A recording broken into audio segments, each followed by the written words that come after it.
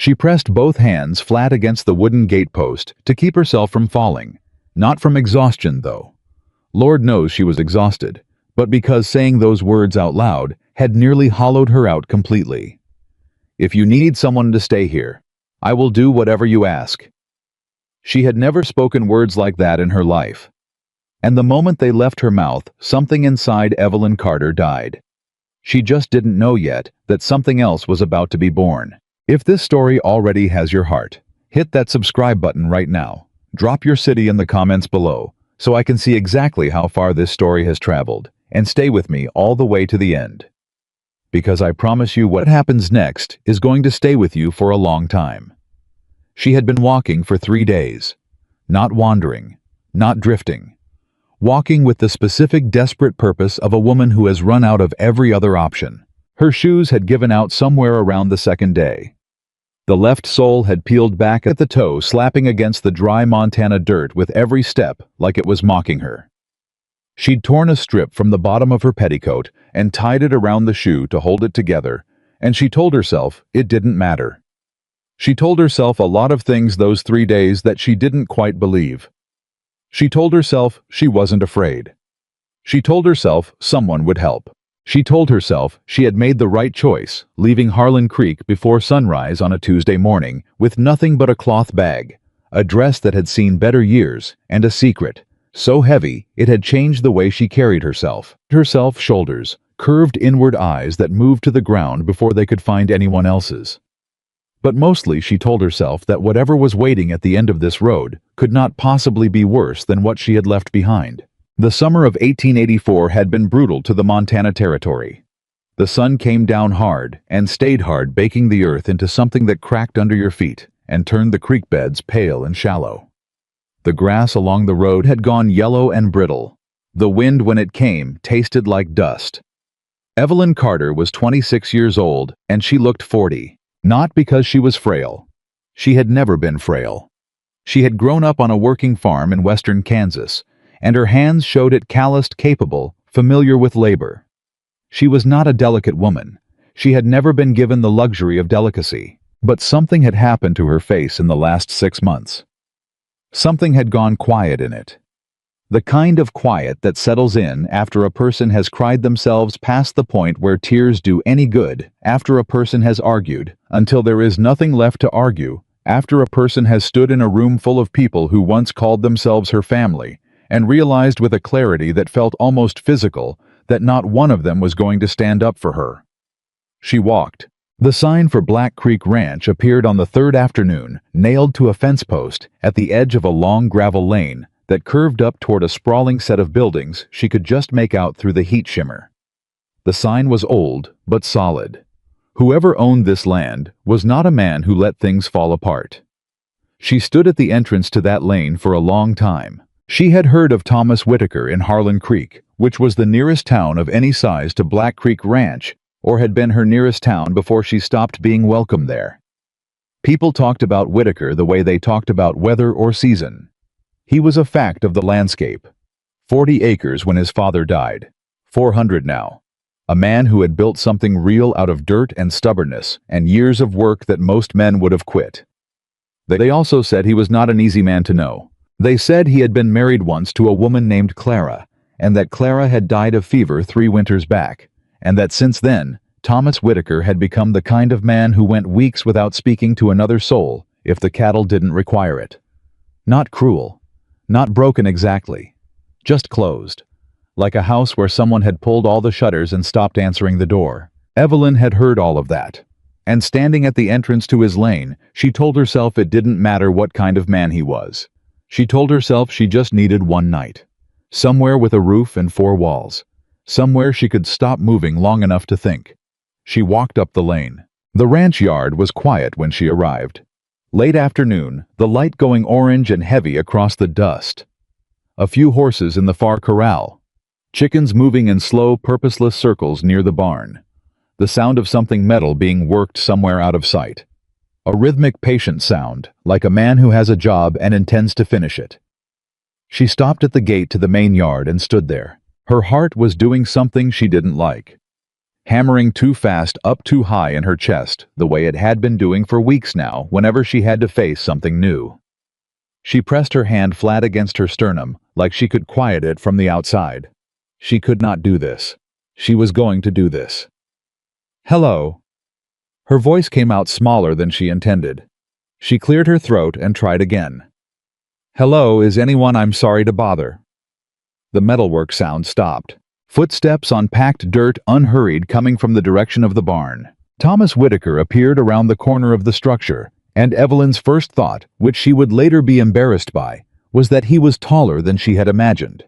Broad through the shoulders, dark hair pushed back under a worn hat, a jaw that hadn't been shaved in a day or two, eyes that were doing what eyes do when they encounter something unexpected, moving over her, quickly taking inventory, trying to make sense of what they were seeing. He stopped about 15 feet away from her, just on the other side of the gate. He looked at her. A careful man looks at something he doesn't understand, yet not threatening. Watchful. "Help you," he said. 2 words. Low voice. No hostility in it, but no warmth either. The voice of a man who had gotten economical with his language somewhere along the way. Evelyn had rehearsed what she was going to say. She had been rehearsing it for 2 days, actually working through different versions of the speech in her head, while her broken shoe slapped against the road and the sun beat down on her shoulders. Something reasonable, something dignified, something that made clear she was not a charity case and was not looking for trouble and only needed the very smallest amount of help and would be gone before he had time to regret it. What came out was, "I've been walking 3 days." Thomas Whitaker looked at her for a moment. Then his eyes dropped to her feet, to the petticoat strip tied around her left shoe, back up to her face. "From where?" he said. "Harlan Creek." Something shifted behind his eyes. Not much. Just a flicker of something she couldn't read. "That's a long walk," he said. "Yes," Evelyn said. "It is." I didn't say anything else, and the silence stretched out between them, and Evelyn felt every second of it like pressure against her chest. She was so tired. She was so tired of having to explain herself to people, so tired of watching their faces change once they knew who she was and what they'd heard and what they'd decided about her before she'd opened her mouth. She was tired of the shame that came with her everywhere she went, dragging behind her like something she couldn't put down, no matter how many miles she walked. "I'm not asking for money," she said. Her voice was steadier than she felt. "I'm not asking for much. I need somewhere to sleep tonight, somewhere safe, and I can work. I'm not lazy. I know how to work. I grew up on a farm, and I know about livestock, and I can cook, and I can—" She stopped herself, took a breath. "I can make myself useful. I just need one night." Thomas Whitaker pushed back the brim of his hat with one finger and looked at her. Really looked at her, the way people almost never bothered to look at a woman in her situation. Not past what they expected to see. Not past the story they already had in their heads about who she must be and why she must be standing at a stranger's gate with 3 days of road dust on her clothes and a shoe held together with petticoat linen. "You got family," he said. The word landed in Evelyn's chest like a stone dropped into still water. She felt the ripple of it move all the way down. "No," she said, which was not entirely true. She had a mother. She had a brother. She had a father who had looked at her across the dinner table 6 months ago and told her in a voice without any particular emotion that she was no longer welcome in his house, that what she had done, what had been done to her, though he did not make that distinction, was a disgrace to his name, and that he would thank her not to use it anymore. So, technically, she had family. She just didn't have any that counted. "You in trouble," Thomas said. Evelyn looked at him. She almost laughed. The question was so plain, so stripped of any attempt to dance around what he was actually asking, that for a moment it caught her off guard. She said. "I'm trying to get past it." He studied her for another moment. Then he reached over and unlatched the gate. "Come in," he said. "I'll get you some water." That was all. No more questions right then. No conditions. Just come in. The gate swinging open on its iron hinge, and Thomas Whitaker stepping back to make room for her to pass. Evelyn walked through the gate. She did not cry, though something in her wanted to. She pressed it down hard, the way she had gotten good at pressing things down, and she followed him across the ranch yard toward the main house. The house was a solid structure, bigger than she'd expected for one man living alone. A covered porch running the length of the front. 2 stories. The kind of house that had been built with intentions built, expecting a family, expecting noise and children and years of ordinary living. It had gone quiet inside those intentions, she could tell even from the outside. The porch had a rocking chair that hadn't been moved in a while. A pot of something that might have once been a plant sat dead and dry near the front door. Thomas opened the front door without ceremony and held it. She went inside. The interior was tidy, in the way that a man's house is tidy when he has no one to be untidy with functional bare of anything. Decorative, everything in its place, because there was no reason for it to be anywhere else. A large kitchen at the back. A sitting room with a stone fireplace. A staircase leading up to the second floor.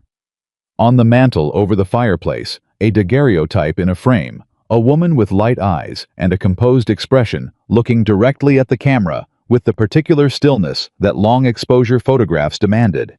Clara Evelyn guessed. She did not stare. Thomas filled a glass from a pump at the kitchen sink and set it on the table without flourish. Evelyn sat down and drank it in long pulls, not trying to look composed or careful, or anything other than what she was, which was someone who had been walking in the summer heat for 3 days and needed water. When she set the glass down, Thomas was watching her from across the kitchen. He'd taken his hat off. His hair was dark and a little long pressed flat from the hat, and without it, he looked younger somehow. Or maybe just more human. "You eat today," he said.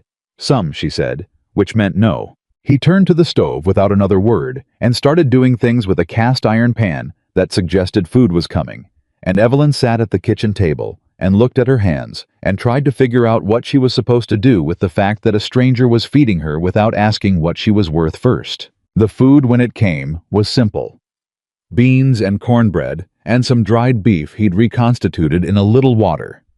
He set it in front of her and poured himself a cup of coffee and sat down at the other end of the table, not watching her eat, looking instead toward the window where the last of the afternoon light was going gold and long. "You said you can work," he said, not looking at her. "I can," Evelyn said. "What kind of work?" "Farm work mostly, livestock. I know cattle some enough to be useful. I can cook. I can manage a household. My mother ran a tight house and she made sure I knew how." She paused. "I can fix things, small repairs. I'm good with my hands." He turned his coffee cup slowly on the table. "I'm not in the habit of taking on help mid-season," he said. "I got 2 ranch hands that come in days. Don't need more than that." "I understand," Evelyn said. The silence sat between them again. Outside, something was calling a bird somewhere in the direction of the creek. The light kept going golden. "You said you were in trouble," Thomas said. Past tense. Evelyn set down her fork. "Yes." "But you left Harlan Creek." "Yes." "And you walked 3 days to get here." "Yes." He looked at her then. Direct. The kind of look that didn't flinch away from what it was looking at. "Why here?" he said. Evelyn met his eyes. "Because I heard you were a fair man," she said. "And because I didn't have anywhere else to go. And because—" She stopped, started again. "Because I thought maybe a man who'd built something real out of nothing might understand what it means to need a place to start." Thomas was quiet for a long moment. "Where were you planning to go?" he said. "After tonight." "I don't know yet," Evelyn said honestly. "I thought I'd think better after I slept." Something moved across his face. Not quite a smile. Something more reserved than that, but something. "You can sleep in the room at the end of the hall upstairs," he said. "There's a bolt on the door. You use it." Evelyn looked at him. "Mr. Whitaker." "Thomas," he said. "Thomas." She said it carefully. "I want to be honest with you." "All right," he said. She had told herself she was going to be dignified about this. She had told herself she was going to be practical and clear and not make it more than what it was. She had told herself a lot of things about how she was going to handle this conversation, and almost none of them survived the actual moment of having it. "I know what my reputation is," she said. "In Harlan Creek, and probably in a good deal of the county by now. I know what people say about me, and I know that having me in your house is going to cause you problems if it gets out. And I know—" Her voice was steady, but it cost her something to keep it that way. "I know that a woman in my position doesn't usually get offers of shelter without something expected in return." Thomas said nothing. His hands were still around his coffee cup. "So I want to be clear about what I'm offering," Evelyn continued. "I'll work for whatever I receive. I'll earn my keep. I'm not looking for charity, and I'm not looking for—" She stopped, made herself say the rest of it. "I'm not in a position to be proud about things. If you need someone to stay here, and if that comes with conditions, I understand. I just need to know what they are." The silence that followed was the longest one yet. Thomas set his coffee cup down very deliberately. When he spoke, his voice was quiet and even, but there was something underneath it that wasn't quiet at all. "Let me be plain with you," he said. Evelyn held very still. "I don't know what happened to you in Harlan Creek," he said. "And tonight isn't the time for that story unless you want to tell it. But I'll tell you what I'm hearing right now." He paused. "I'm hearing a woman who's been pushed so far into a corner that she's trying to hand me something she doesn't want to give because she thinks that's the only currency she has left." Evelyn couldn't speak.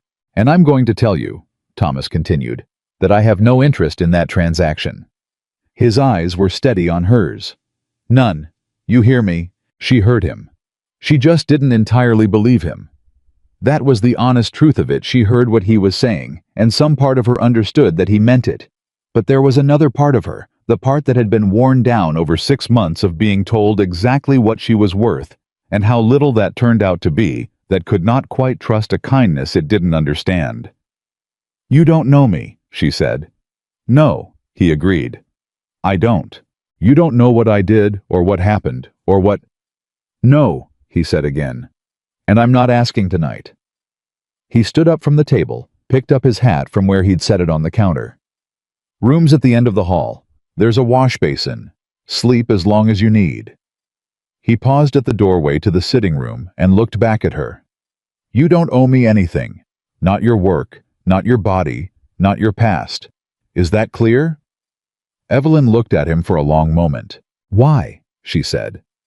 The word came out rough-scraped from somewhere low in her throat. "Why would you—" "Because you look like someone who's had enough people take from her," Thomas said simply. "And I'm not interested in being another one." He put his hat on and walked out. She heard the front door open and close. His footsteps on the porch, then on the steps, then crossing the yard, back toward the barn. Going back to whatever work she'd interrupted. The ordinary, practical, continuing business of a man who had said something extraordinary and then gone back to feeding his horses. Evelyn Carter sat at the kitchen table of a stranger's house in the middle of the Montana Territory in the summer of 1884, with the remains of the first meal anyone had offered her without strings attached in 6 months sitting in front of her. And for the first time in so long, she couldn't remember when she put her face in her hands and let herself cry. Not from sadness exactly. Or not only from that. From something that didn't have a clean name, something that happened when a person has been holding their breath for months and months and months, and someone finally, without warning, without fanfare, without any of the performance that people usually put around their goodness, just opens a gate and says, "Come in." She cried until she was empty. Then she wiped her face, washed her hands and her face at the kitchen pump, found the room at the end of the hall, upstairs, just where he said it would be, bolted the door exactly as he'd told her to, and lay down on the narrow bed in her dress and her broken shoes, and was asleep before the last of the light left the sky. She slept for 11 hours. She didn't mean to. She hadn't slept more than a few broken hours at a time since she'd left Harlan Creek, and her body, now that it finally felt something approximating safe, simply refused to do anything other than rest. When she woke, the light through the small window was mid-morning bright, and for one disoriented moment, she had no idea where she was. Then it came back. The gate. The kitchen. Thomas Whitaker's voice telling her she didn't owe him anything. She lay still for a moment listening. The house was quiet.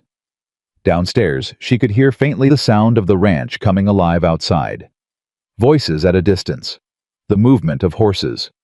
The ordinary morning business of a working ranch. She got up. She straightened the bed as best she could. She looked at herself in the small mirror on the wall and acknowledged that she looked exactly as bad as she expected. Road dust and tear tracks and hair that had come mostly undone from its pins. She did what she could with water from the wash basin and the comb she'd had in her bag and considered the result acceptable. Then she went downstairs. The kitchen was empty, but there was a pot of coffee on the stove, still warm, and a covered plate on the table. She lifted the cloth. Biscuits and salt pork left for her kept warm under the covering. Left without ceremony, without any note or explanation, just left. She stood there looking at that plate for a moment. Then she sat down and ate. It was while she was eating that she started to notice things. The kitchen in the morning light with a clearer head than she'd had the night before she started to see it properly. It was a good kitchen. Well equipped, well stocked. Someone had built it with care and intention. But it had the look of a room that was being used only for its most basic functions, not properly inhabited. The woodwork needed polishing. There was a length of curtain fabric draped over a chair near the window that looked like it had been waiting to become actual curtains for some time. A shelf of preserving jars that were clean but empty. She thought about what she'd heard of Clara Whitaker. How she'd died 3 winters back. How Thomas had been alone since then. She thought about the rocking chair on the porch that hadn't been moved. The dead plant by the front door. The house built for a family that had gone quiet inside its own intentions. She thought about her mother's kitchen in Kansas, which had been a warm and busy place, and about all the things she had learned in it without meaning to simply by being there. After she finished eating, she washed her plate and cup. Then, because there was nothing else sensible to do, and because sitting still had never suited her, she started looking through the kitchen more carefully, not snooping, not rifling, but the deliberate assessment of a capable woman who is trying to understand what a space needs. The pantry was well stocked with basics, but disorganized in the way of a man who buys things when he needs them and puts them wherever there is space. Flour and sugar and salt in large quantities. Canned goods stacked without order. Smoked meats hanging properly, but the area around them dusty. Coffee beans stored correctly. A crock of lard that needed to be covered better. She found an apron on a hook by the door. She put it on. She was up to her elbows in reorganizing the pantry when she heard boots on the back porch. The door opened, and Thomas Whitaker stepped into the kitchen and stopped. He looked at her. At the apron. At the half-reorganized pantry around her. At the fact that she had apparently made herself entirely at home in his kitchen while he was out working. Evelyn straightened up and looked back at him with a directness she hadn't quite managed the night before. The sleep had helped. The food had helped. The simple act of having something useful to do had helped more than either. "I hope you don't mind," she said. "Your pantry was a disaster." Thomas looked at the pantry, looked at her. "It's been fine," he said. "It really hasn't," Evelyn said. "You've got your flour next to your lamp oil. That's not fine." He opened his mouth, closed it again, looked at the pantry once more with slightly different eyes. "I suppose that's not ideal," he said. "No." Evelyn agreed. "It isn't." There was a pause. "Coffee's still warm," she said. "Sit down if you've got a few minutes. I wanted to ask you something." He looked at her for another beat. Then, with the slightly bemused expression of a man whose kitchen had been taken over by a woman he'd known for approximately 14 hours, he sat down at the table. Evelyn poured 2 cups, sat across from him, and folded her hands on the table in front of her. "I'd like to stay," she said. Thomas wrapped his hands around his coffee cup. "For how long?" "I don't know," she said honestly. "Long enough to be useful. Long enough to," she considered. "Long enough to get steady again. After that, I don't know what comes next. But I'm not asking for charity. I want to be clear about that. I'll work for whatever I take up in space and food, and I'll earn it." "I told you last night you didn't owe me work," Thomas said. "I know what you told me," Evelyn said. "And I heard it, and I believe you meant it, and I'm telling you that I'm not interested in accepting things I haven't earned." She met his eyes. That's not pride for its own sake. That's I need to know that what I have here I got honestly. You understand? He looked at her for a long moment. Something in his expression had shifted from what it had been the night before. She couldn't quite name it. But it was there, a subtle change in the set of his jaw, the way his eyes were doing that careful considering thing again. I understand, he said. Then we have an arrangement, Evelyn said. We do, he said. Then after a pause, you cook. I told you I could cook. My last arrangement with a cook went badly, he said. There was something dry in his voice, not quite a joke, but the shape of one. He burned everything and stole coffee beans. I won't burn anything, Evelyn said, and I'll need the coffee beans more than you will. That got something from him. Not quite a smile. She was starting to learn that Thomas Whitaker didn't give away smiles easily, but a shift around the eyes that suggested one had been considered. Fair enough, he said. He finished his coffee, set the cup down, and got up from the table. At the back door, he paused, hat in hand. Whitman and Pruitt, those are my hands. They come in at 7, he said. They're decent men. I'll let them know you're here so it's not a surprise. Thank you, Evelyn said. He nodded, put on his hat. Mrs. Carter, he said. Miss, she corrected, and then immediately regretted the clarification because it opened the door to questions she wasn't ready for. But Thomas didn't walk through that door. He just absorbed the correction with the same economy he seemed to bring to everything, and nodded again. Miss Carter, he said. Pantry looks better already. He went back outside. Evelyn turned back to the pantry and stood there for a moment, with her hands braced against the shelving. Her eyes closed. She could hear her own heartbeat. It was still too fast, still too high, but it was steadier than it had been in 6 months. Outside, the Montana morning was moving along in its ordinary, sun-baked, practical way, without any particular regard for the fact that something had shifted inside Evelyn Carter. The ranch hands arrived at 7, 2 weathered men in their 40s who looked at her with brief, measured curiosity and accepted Thomas's matter-of-fact introduction. Miss Carter, she'll be managing the house for a while. With the particular Western pragmatism of men who understood that you didn't ask questions about arrangements that weren't your business. Whitman, the older of the two, tipped his hat. Pruitt, who was quieter, nodded. And that was that. The first week passed in work. Evelyn threw herself into it with the intensity of someone who has been given something she was afraid would be taken back. She was up before the sun every morning, and the things she found to do in that house were extraordinary in their number and variety, because the house had been. She was coming to understand a place where someone lived, but did not truly inhabit, where the minimum required was done, and the rest was left to gather dust and wait. She made curtains for the kitchen window from the fabric on the chair. It took her 2 evenings working by lamplight after supper. And when she hung them, they made the kitchen look like a different room, like a room where someone had decided it mattered how things looked. She tended the vegetable patch behind the house, which had been planted in spring by some memory or habit, and then left largely to its own devices. There were tomatoes coming in, and squash and beans that needed picking. She picked them. She preserved what could be preserved, and cooked what should be cooked, and set the kitchen table properly for supper, even though she knew Thomas would probably eat the same way he ate, regardless of whether there was a proper cloth on the table. He noticed, though. She could tell. He noticed in the same quiet, undemonstrative way he seemed to notice most things. A slight pause when he walked into a room that had changed, a brief assessment, and then the resumption of whatever he was doing without comment. But he was looking. She was starting to understand that Thomas Whitaker looked at everything. On the 5th day, she found one of the calves with a leg problem she recognized from her family's farm. She'd seen the way it was favoring its left foreleg, the slight swelling above the hock. She watched it for a while, then went to find Thomas. He was repairing a section of fence along the north pasture, working alone in the afternoon heat. One of the young calves, she said without preamble. Light brown-black markings on its ear. It's favoring its left front. The swelling looks like it might be. Which pasture? He said, immediately setting down his tools. The south, she said. He was already moving. She followed, not because he'd asked her to, but because she'd been the one to find it, and she wanted to know she'd been right. She had been right. Thomas crouched beside the calf and examined the leg with quick, competent hands. He looked up at her after a moment. "You know cattle," he said.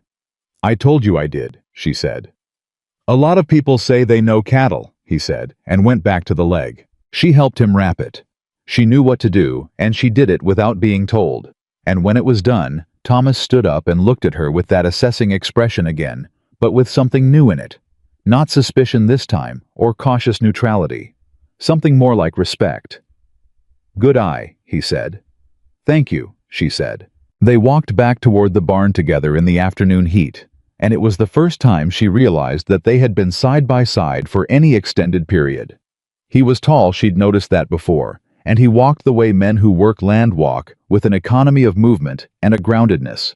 A physicality that was about work rather than display. "How long were you on your family's farm?" he said. "My whole life," she said. "Until I was 20. "What happened at 20? She felt the familiar tightening. "I went to Harlan Creek," she said. "To work at the dry goods store. My cousin owned it." He didn't press further. She appreciated that. They reached the barn, and he stopped.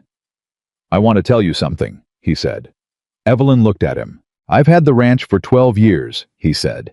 Built it up from 40 acres. I've had ranch hands and cooks and various arrangements over those years." He paused. "Nobody's ever spotted a problem with my cattle and come to find me." Evelyn waited. "Usually they figure it's not their business," he said. "Everything on this ranch is my business right now," Evelyn said simply. "That's the arrangement." And Thomas Whitaker did something then that she would think about later. He looked at her, and for just a moment, very briefly, something in his face opened. Like a window that had been shut for a long time, letting in a single moment of air. Then it closed again, but she'd seen it. "Right," he said. "That's the arrangement." He went into the barn. Evelyn stood in the afternoon sun outside the barn doors for a moment, looking at the sky above the Montana plains, listening to the sound of the ranch around her. Horses, cattle, the creak of wood in the heat, the distant call of a bird over the creek. She pressed her hand to her sternum, where her heart was still doing that thing it did. But it was a different thing now than it had been 3 days ago at the gate. She didn't have a word for it yet, but she was beginning to think she might find one. She was beginning to think with the careful, tentative, almost frightened hope of a woman who has been burned before and knows exactly what that feels like, that she might have found something she hadn't been looking for. Not shelter. Not safety exactly, though safety was there. Something more complicated than either of those things. Something she was going to need to think about very carefully. She turned back toward the house, and the curtains in the kitchen window caught the afternoon light, the fabric moving in a small, dry Montana breeze. Behind the house, the vegetable patch was coming in.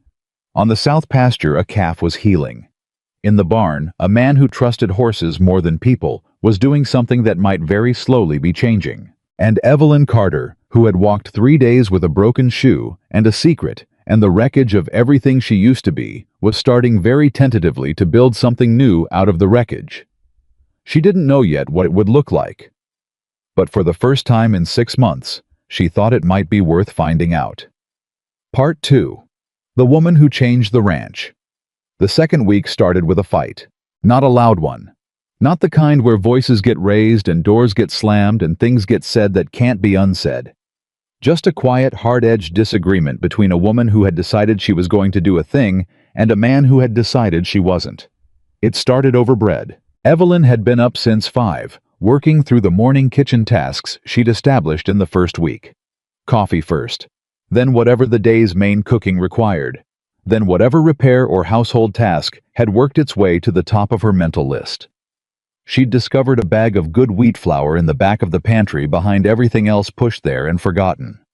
She'd pulled it out, checked it, found it still good, and decided to make proper yeast bread rather than the quick biscuits Thomas seemed to have been subsisting on. Bread took time. She had fed the starter she'd made from scratch the day before, let it sit overnight, and now she was working the dough at the kitchen table with the focused physical pleasure of someone doing something they were genuinely good at. Thomas came in for his morning coffee at 5:30, stopped in the doorway, looked at the flour-covered table, the bowl of rising dough, the general state of productive chaos that bread-making created, and said, "What's all this?" Not a question exactly, an assessment. "Bread," Evelyn said, not looking up from the dough. "I can see it's bread," he said. "Then you don't need me to explain it." He crossed to the stove, poured his coffee, and turned around to look at her. "We've got enough biscuits for the week." "Biscuits aren't bread," Evelyn said. "They serve the same purpose." She looked up then. "Thomas, when did you last have a proper loaf of bread?" He thought about it. That small pause told her everything.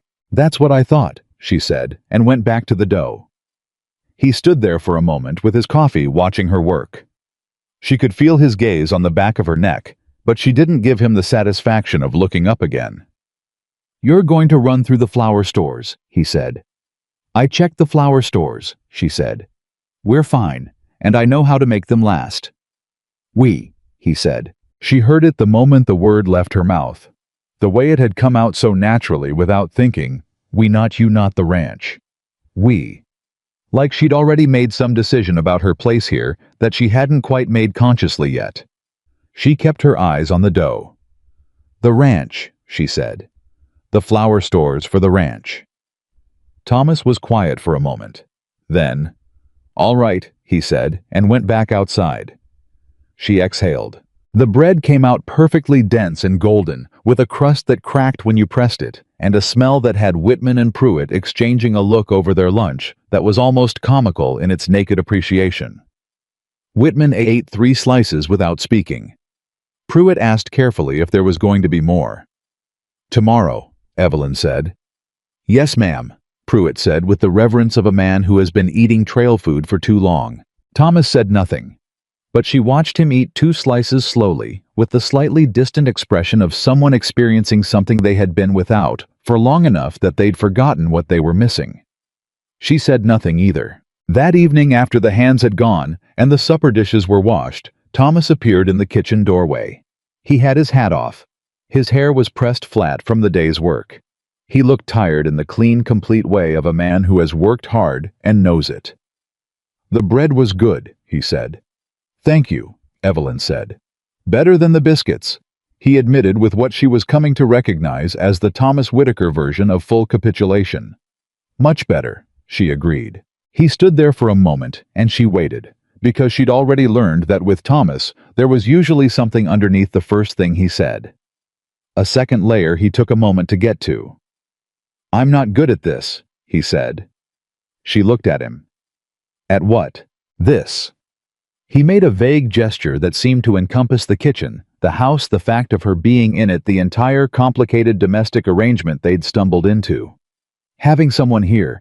It's been a long time since the house had—" He stopped, started again.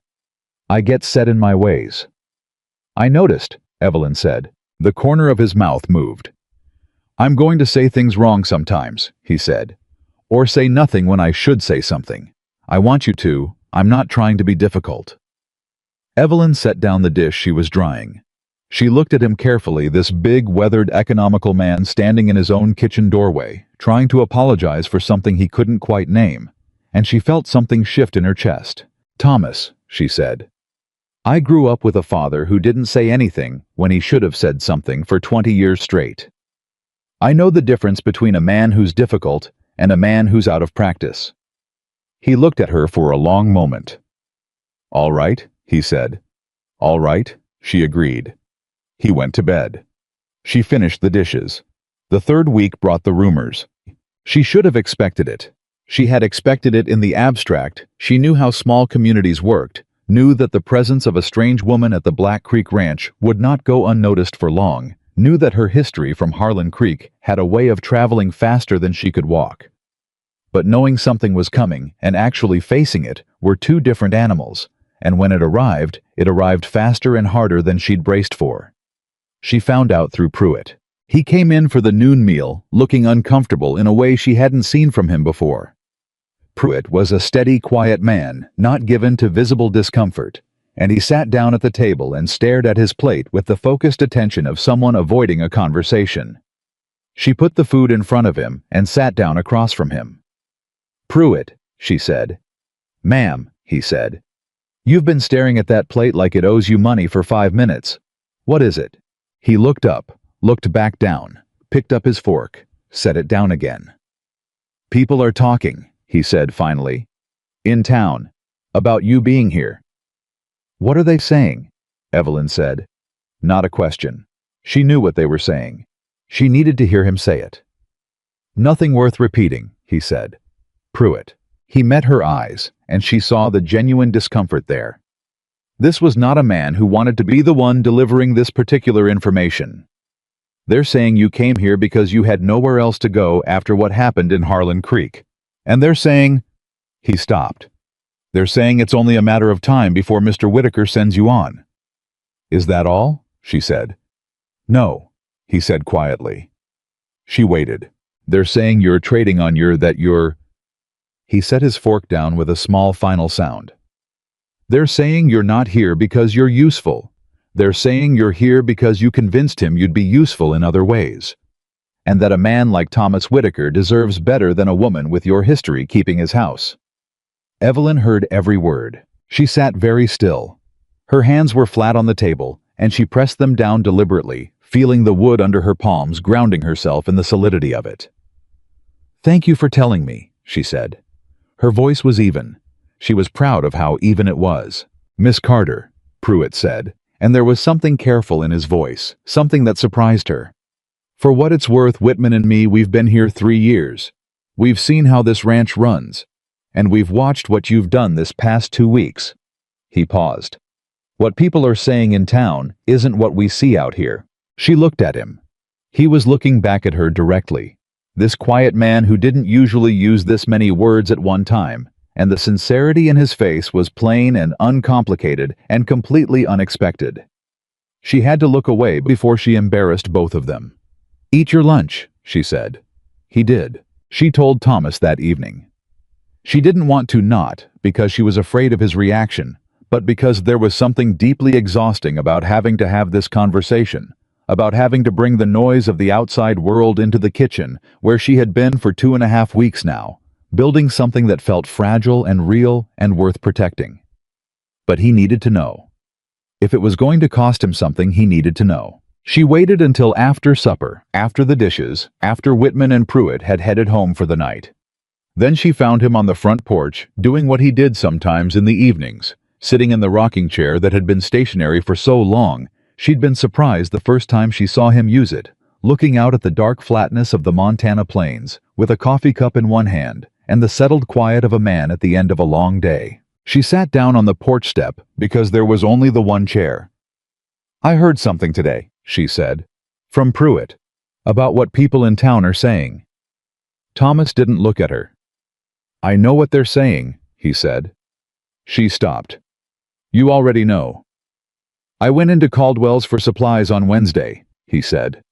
Anderson was there. He didn't say anything directly, he never does. But I know how to read the absence of what people don't say. Evelyn looked at his profile in the dark. Why didn't you tell me? Because it's not news, he said. And because I didn't want you packing your bag over something that doesn't change anything. It affects your reputation, she said. Thomas, people are saying, I know what people are saying, he said again, and there was a flatness in his voice, now a finality. People said things when Clara died too. Said I'd worked her too hard. Said the ranch was more important to me than my wife. Said I should have gotten the doctor sooner. He paused. People say things. They'll say them whether or not there's any truth in it, and they'll keep saying them until something more interesting comes along. Evelyn was quiet. You can't spend your whole life adjusting your behavior for the audience, Thomas said. I tried that for about a year after Clara. Spent a year behaving the way people thought a grieving man should behave. Turned out they had about 12 different opinions about what that looked like, and I couldn't satisfy any of them. He finally looked at her. I don't intend to send you away because of gossip, Miss Carter. Not unless you want to go. I don't want to go, she said. He nodded once. Then we don't have a problem. She almost left it there. Almost. But there was something else she had to say. Something she'd been carrying around since Pruitt's conversation at lunch, turning it over and over in her mind, the way you turn over a stone, and aren't entirely sure what you're going to find underneath. There's going to be a point, she said carefully, where the gossip isn't just something people say. There's going to be a point where it costs you something real. Business. Relationships. I need you to know that when that point comes, I won't. She stopped, started again.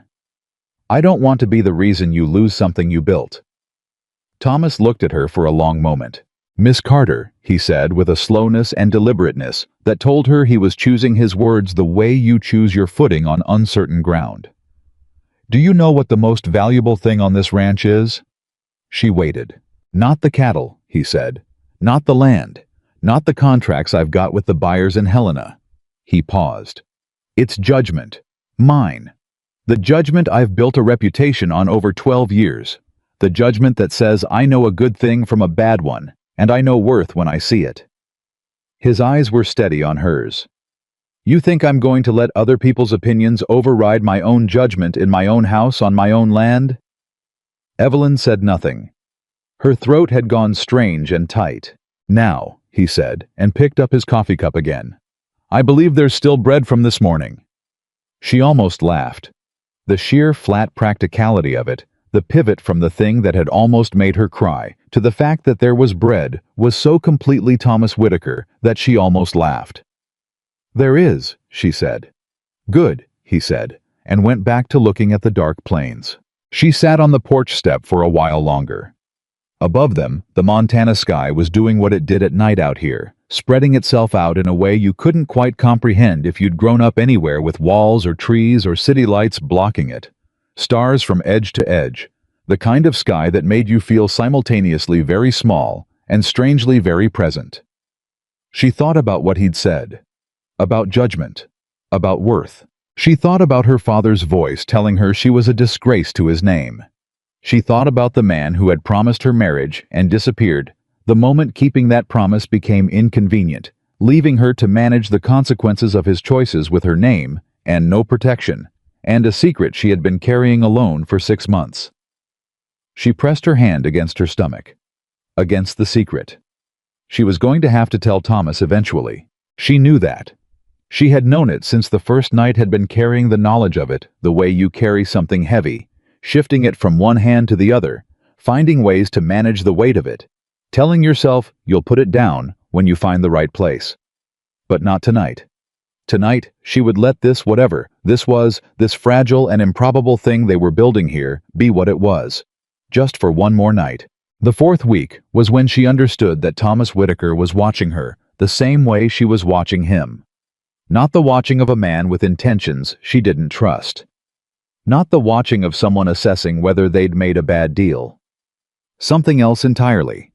A careful, almost reluctant attention. The kind that belonged to a person who has learned to be cautious about what they let themselves notice. She saw it in small things. The way he came in for the noon meal 5 minutes earlier than he had in the first week.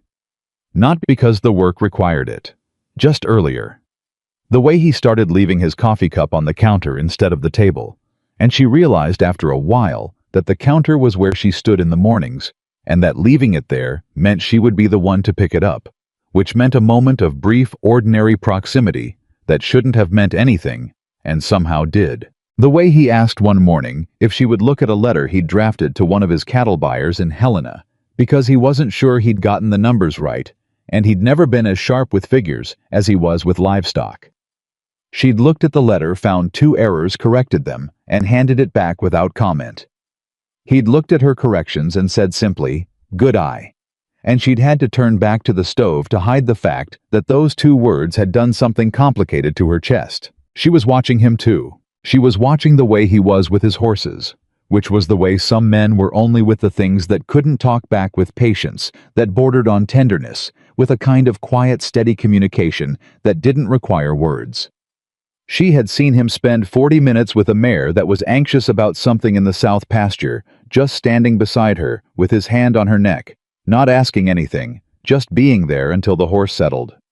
She had watched from a distance, and thought about what Pruitt had told her that first week, that Thomas Whitaker trusted horses more than people, and thought that she was beginning to understand why.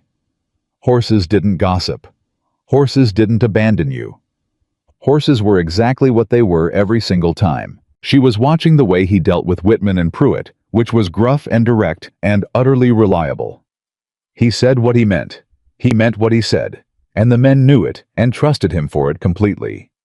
She had never once seen him raise his voice to them.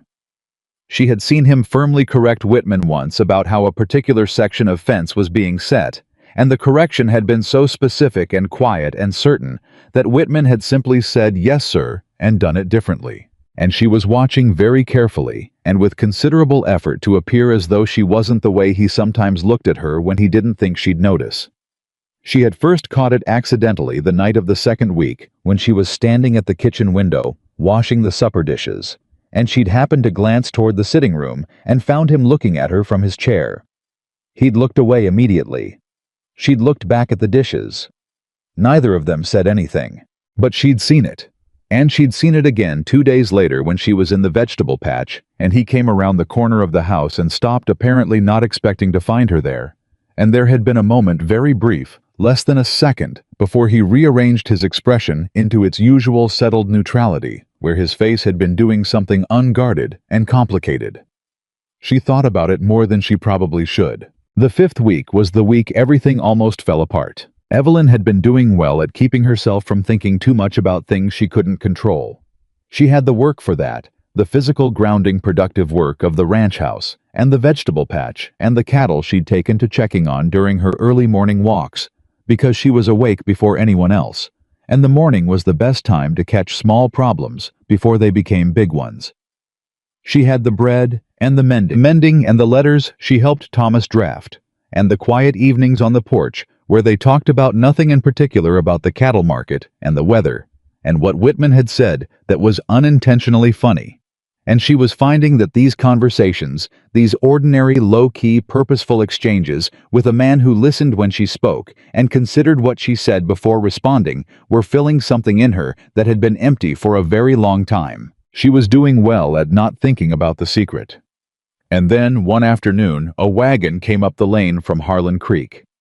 She was in the front yard when she heard it, and she looked up, and for a single moment of absolute cold clarity, she knew. She knew the wagon. She knew the horse pulling it. She knew the man holding the reins. James Calloway, 28 years old. Handsome in the easy, careless way of a man who had always been told he was and had never had any particular reason to doubt it. Son of one of Harlan Creek's founding families. A man who had told Evelyn Carter 6 months ago that he loved her, that he wanted to marry her, that she could trust him with everything, every secret, every vulnerability, every part of herself she had been keeping carefully managed and controlled. A man who, when the consequences of that trust became clear, had looked at her with a face that was a stranger's face, and said he didn't know what she expected him to do about it, and that she shouldn't have been so naive. She did not move. James Calloway pulled the wagon up to the front gate and looked at her, and he was smiling the way he always smiled. Easy practice, the smile of a man who expected to be welcomed. "Evelyn," he said. "James," she said. Her voice was flat. She did not know where the flatness came from, but it was there, and she was grateful for it. "I heard you were out here," he said. He climbed down from the wagon without being invited, which was exactly like him. "I came to see how you were getting on." "I'm getting on fine," she said. "You look well," he said in the tone of a man who thinks a compliment will smooth any surface. "Better than the last time I saw you." The last time he had seen her, she had been standing in the middle of a street in Harlan Creek after he'd told her in front of 3 of his friends that he didn't know her as well as he'd thought. That was what he'd said. "I don't know you as well as I thought," as though the situation they were in had come from her character rather than his choices. "What do you want, James?" she said. He looked slightly put out by the directness of it. He was used to her being more careful with him, more gentle. She had spent a lot of energy being careful and gentle with James Calloway, and she was finding that she had run completely out of both. "I wanted to check on you," he said. "Make sure you were all right. People are saying things in town, Evelyn, and I thought—" "Which things?" she said. "Well." He glanced toward the house, then back at her. "About you and Whitaker. About what the arrangement is here." His voice had shifted to something careful. "I want you to know I don't believe any of it. I told people. What did you tell people? She said. He stopped. The easy smile shifted just slightly. I told them you were a good woman who'd had some bad luck, he said. Bad luck, Evelyn repeated. Evelyn. Is that what it was? She said. Bad luck. I'm not here to argue, he said, spreading his hands in the gesture of a reasonable man. I'm here because I was concerned, and because... He glanced toward the house again. I wanted to talk to you, privately. There's nothing private between us anymore, James, she said. There isn't anything between us at all. Evelyn. His voice had gone quieter, more intimate. The voice he had used when he was trying to be convincing. She had found that voice irresistible once. I've been thinking about everything, about what happened and about I made mistakes. I know that. But if you'd just come home. Home, she said. Back to Harlan Creek. I could help you. We could talk to people. I could tell them the story differently. Tell them the story differently, she repeated, very quietly. Evelyn. He stepped toward her. Don't. The word came out like a door closing. One word and something in the way she said it stopped him in his tracks. Don't come any closer. He stopped. She looked at him. She looked at the face she had once thought she knew, and she thought about the last 6 months, and she thought about Thomas Whitaker opening a gate and saying, "Come in," and she thought about bread and about a porch and a coffee cup and a man who said, "I know what they're saying, and I'm not sending you away." She thought about what it meant that James Calloway could stand here and offer to tell her story differently, as though it was the story that had been the problem, rather than the choices he'd made inside it. I'm not coming back to Harlan Creek, she said. And I don't need you to tell my story. I'll tell it myself when I'm ready, and it'll be the true version. Evelyn. You should go, she said. And James. She held his gaze. Don't come back here. He looked at her for a long moment. The easy face was still there, but underneath it, something had shifted. Something had registered, some calculation had been made, and its result had not pleased him. You think Whitaker's going to keep you here forever, he said, and there was a new edge in his voice, something that had dropped the performance of concern. You think this is going to last? I think what happens here is none of your business, she said. People are already talking, he said. You think they're not going to figure out the rest of it? You think when they find out? Get in your wagon, James, she said. He heard it, the absolute finality in it. He looked at her for another moment. She saw the frustration in him, the disbelief of a man who had always been able to talk his way back into a room. And then he turned, climbed back up into the wagon, and without another word, flicked the reins and drove back down the lane. Evelyn watched the wagon until it turned onto the main road and disappeared behind the tree line. Then her knees went soft. She sat down right where she was standing on the ground in the front yard, because her legs had simply decided they were done for the moment. She sat in the dirt with her hands pressed flat against the earth and breathed slowly and carefully, and told herself that she was all right, that it was over, that she had done exactly what needed to be done. She had not cried. She was not going to cry over James Calloway. She had given him enough of her tears. She was not going to give him any more of anything. She was still sitting there when she heard footsteps from the direction of the barn. Thomas. He slowed when he saw her sitting in the yard, and then he came over and stood beside her, and without any of the pointed questions that another man might have asked. Who was that? What did they want? Are you all right? He simply sat down on the ground next to her, just sat. It was one of the most startling things anyone had ever done for her. You saw, she said. Some of it, he said. Not the conversation. She nodded. You don't have to explain it, he said. I know, she said. And then because the silence was kind, and because she was so tired of carrying things alone. That was James Calloway. He's the man I told you about. She paused. He's the reason I left Harlan Creek. Thomas was quiet for a moment. He gave you trouble just now. No, she said. I gave him trouble, actually. Something moved in Thomas's expression. Good, he said. She almost laughed again.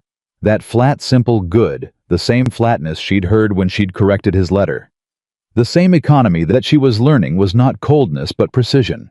He meant exactly what he said. "Thomas," she said. She was looking at her hands in her lap. "I need to tell you something. Something I should have told you from the beginning." She stopped. Started again. "I've been trying to find the right time, but I think I've been afraid that there isn't going to be a right time, and that the longer I wait, the worse." "Evelyn," he said. The use of her first name stopped her. He had not used it before. Not once in 5 weeks. She looked at him. "Whatever it is," he said, "you can tell me." She took a breath. "I'm with child," she said. The words dropped into the quiet afternoon air and hung there. Thomas did not move. His face did not change in any way she could read. His hands were resting on his knees, and they stayed exactly where they were. The silence stretched. He said finally. Not a question. Not an accusation. Just confirmation. "Yes," she said. "From before. I wasn't." She stopped. "I know this changes things. I know this is not what you—" "How far along?" he said. She looked at him. 5 months, she said. He absorbed this. "You've been working like that for 5 weeks, he said. And there was something in his voice that sounded almost like anger, though she couldn't tell yet who it was directed at. "I'm perfectly capable," she said quickly. "I know my limits, and I haven't exceeded them. I've been careful." "That's not what I mean," he said. She stopped. Thomas turned to look at her, and his face was doing something complicated and unguarded in a way she hadn't seen before, like several things were happening inside it at once, and he was deciding which one to let out. "You've been carrying that," he said, "for 5 weeks. Here, alone, not saying anything." "I didn't know how to say it," she said. "Evelyn." He said her name again the same way. Not soft exactly. Thomas didn't do soft, but with a weight behind it. "I told you the first night. You don't owe me your past." "This isn't the past," she said. "This is—" She pressed her hand against her stomach. "This is real, and it's here, and it's going to be visible very soon, and I know what it means. I know what it means for your household and your reputation, and what people are already saying, and I know that the only fair thing is to—" "To what?" he said. She met his eyes. "To leave," she said. "Before I become a problem you can't manage." Thomas looked at her for a long, long moment. "No," he said. Just that, one word. "Thomas?"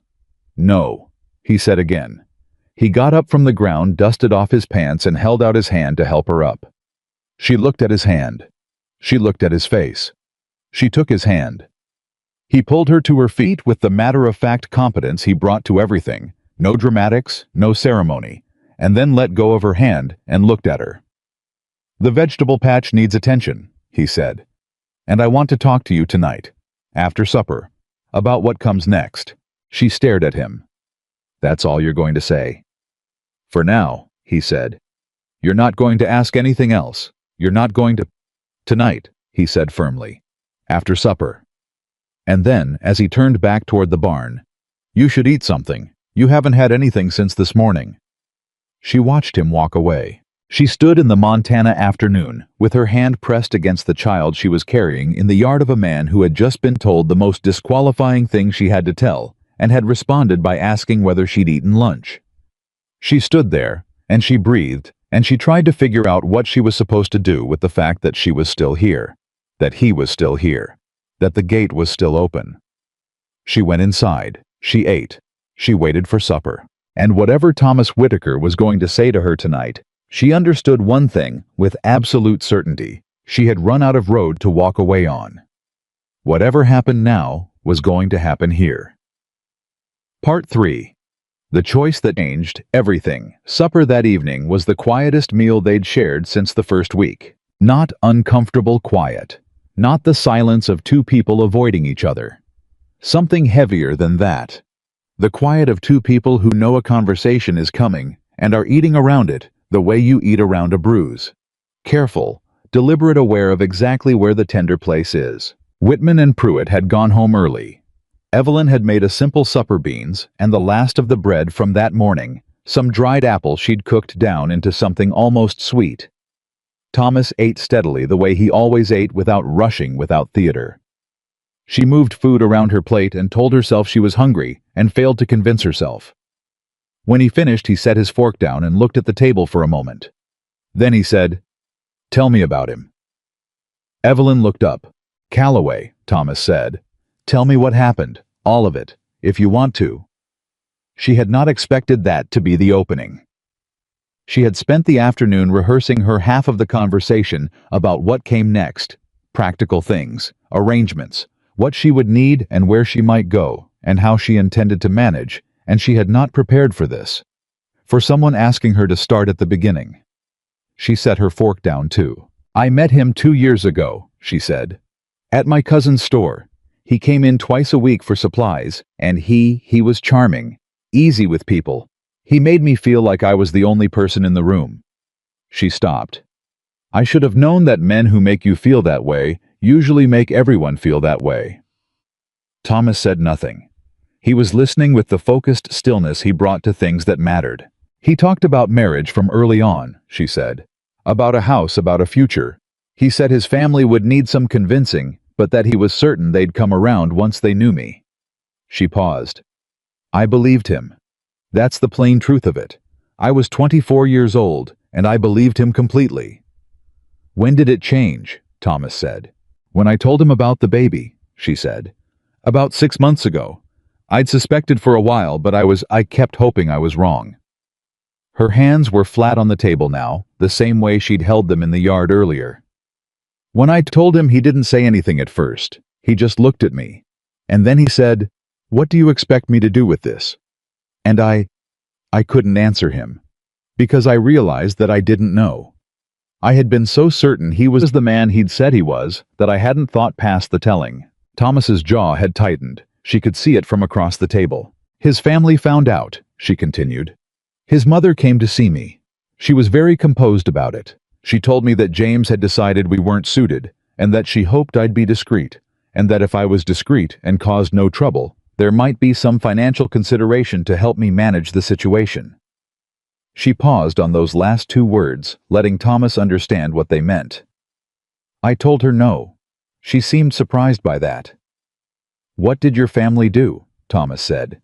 "My father told me I'd shamed his house," Evelyn said, and something in her voice went very flat and very quiet on those words. The flatness of something that has been said so many times internally that it has worn smooth. "My mother cried. My brother didn't say anything. And then my father told me not to use his name." She looked at Thomas. "So I took what I could carry, and I started walking." Thomas sat with that for a moment. "And you walked here," he said. "I walked here," she confirmed. The kitchen was very quiet. Outside, the evening had come in fully, and somewhere far off, a coyote said something mournful to the darkness. "I need you to understand something," Thomas said. He was looking at the table now, the way he did when he was choosing his words carefully.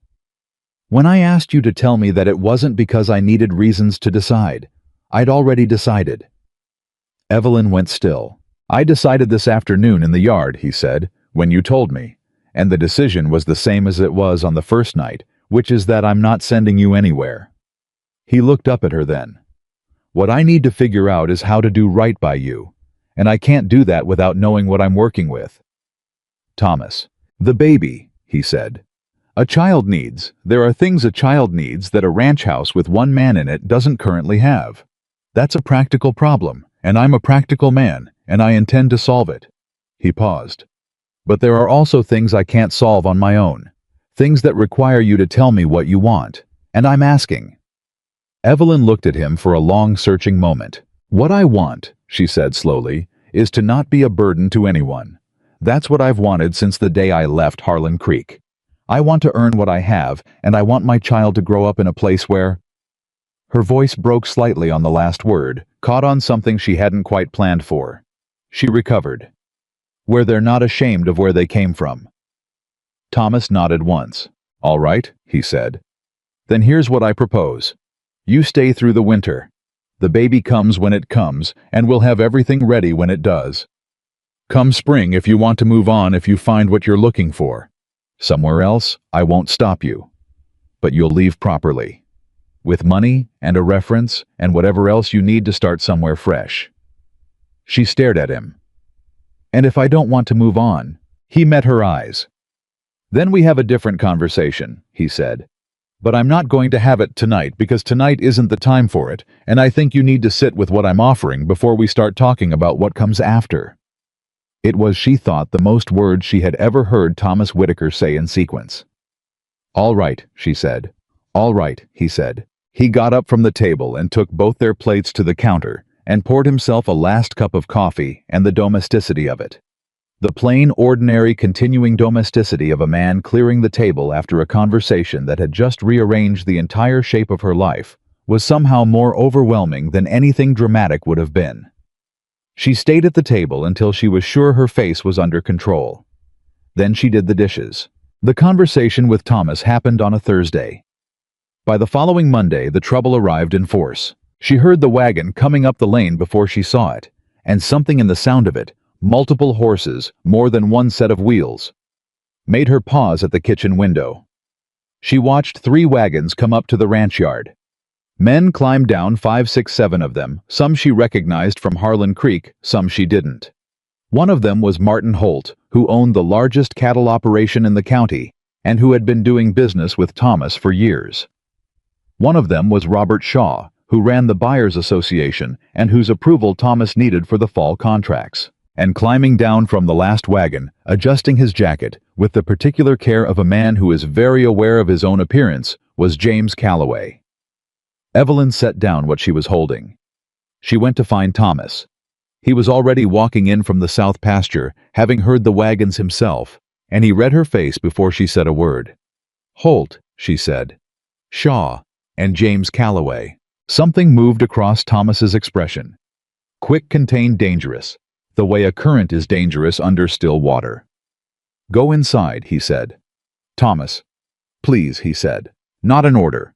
A request which from Thomas Whitaker was a different thing entirely. "Let me hear what they've come to say." She went inside.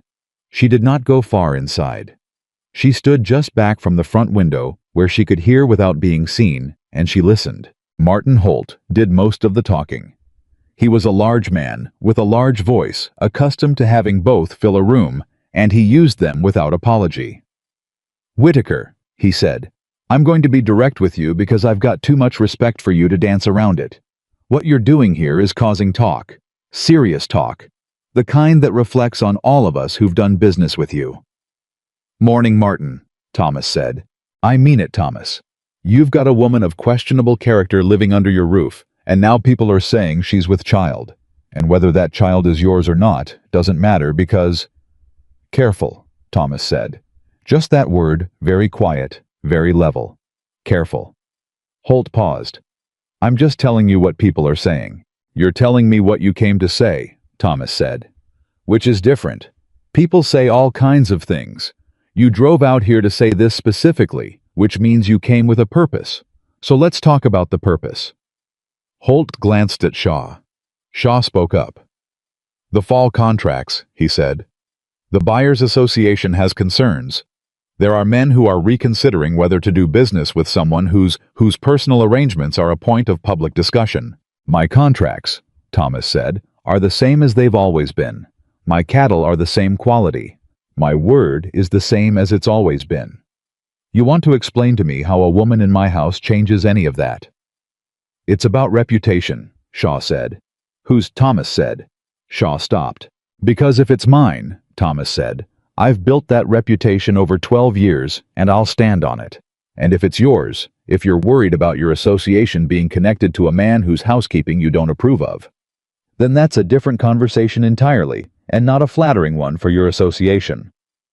Inside, Evelyn pressed her hand flat against the wall. "Thomas." A new voice. James Calloway stepping forward. "Nobody here wants trouble with you.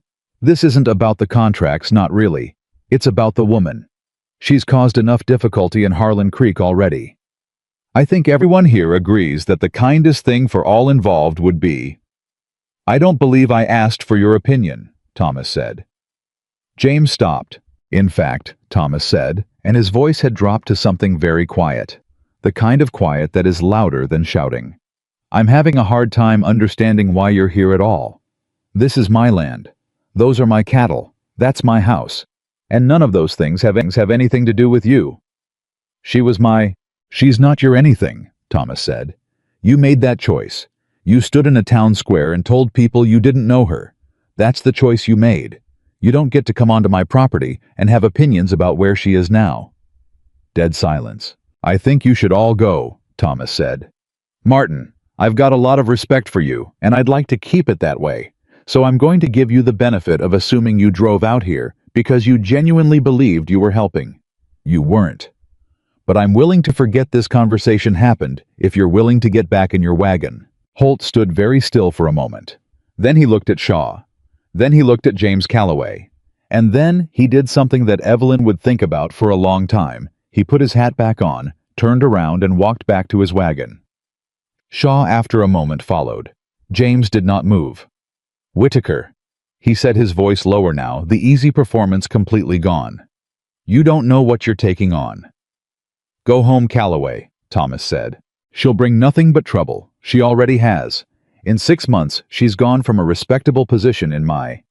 She was a respectable woman, Thomas said, until you made choices that made her position impossible. You know that. I know that. And I suspect everyone who drove out here with you knows that too, if they're being honest. He paused. Now get off my land.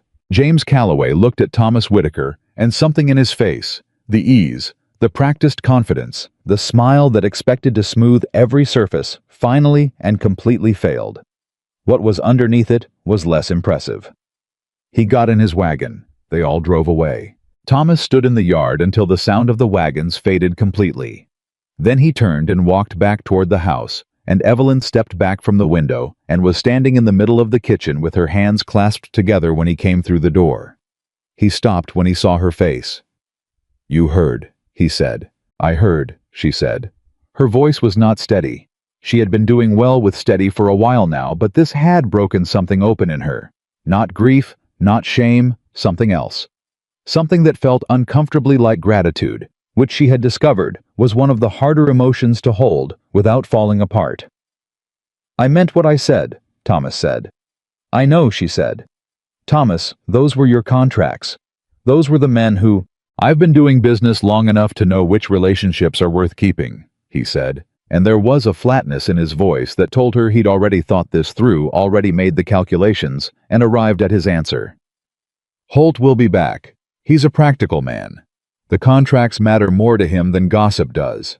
He paused. Shaw, I'm less certain about, but I'm not going to be blackmailed by my own buyers' association. And Calloway, she said. Something moved across his face. James Calloway doesn't have anything I want, he said. She looked at him. Standing there in the kitchen of his house, the house he'd built expecting a family, looking back at her with that steady, unreadable expression and the absolute certain calm of a man who has made a decision and is done reconsidering it. Why? She said. The same question she had asked the first night. Why would you? Because it was the right thing to do, he said simply. She pressed her hands together harder. Thomas, you just risked your business relationships. You're standing in the county. You're Evelyn. He said her name the way he had started saying it, with that weight behind it, the weight of someone who had stopped keeping distance. Do you know what I thought about every day for the 3 years after Clara died? She went still. I thought about all the things I didn't say, he said. All the times I was too busy or too practical or too convinced that there'd be time later. I am not going to stand in my own yard and say nothing while men who don't deserve the air in my lungs speak about you the way they were speaking. He paused. That's why. The kitchen was very quiet. Okay, Evelyn said, very softly. Okay, he said. He poured himself a coffee and went back outside because there was work to do, and because Thomas Whitaker was not a man who made dramatic speeches and then stood around waiting to be thanked for them. Evelyn stood in the kitchen for a long moment. Then she sat down, put her face in her hands, and breathed until she was steady again. She did not cry. She was going to have to stop not crying around this man before it killed her. 2 days later, she started packing her bag. She had thought about it. She had genuinely, seriously, completely thought about it lying awake in the room at the end of the hall, which she still bolted every night, though the bolting had long since stopped feeling necessary and had become more of a habit, and she had arrived at the conclusion that the only honest thing to do was leave. Not because she wanted to. That was the difficulty. She didn't want to leave. She had not wanted to leave for several weeks now, and the not wanting had been growing with a steadiness and a certainty that frightened her, because she recognized what it was, and she knew what it meant, and she understood with the clarity of someone who has already been badly burned once, exactly how much it would cost her if she was wrong about this. But the rational part of her, the part that had been doing the accounting since the first night, keeping careful track of what she was receiving against what she could give back, that part had been doing sums, and the sums were not in her favor.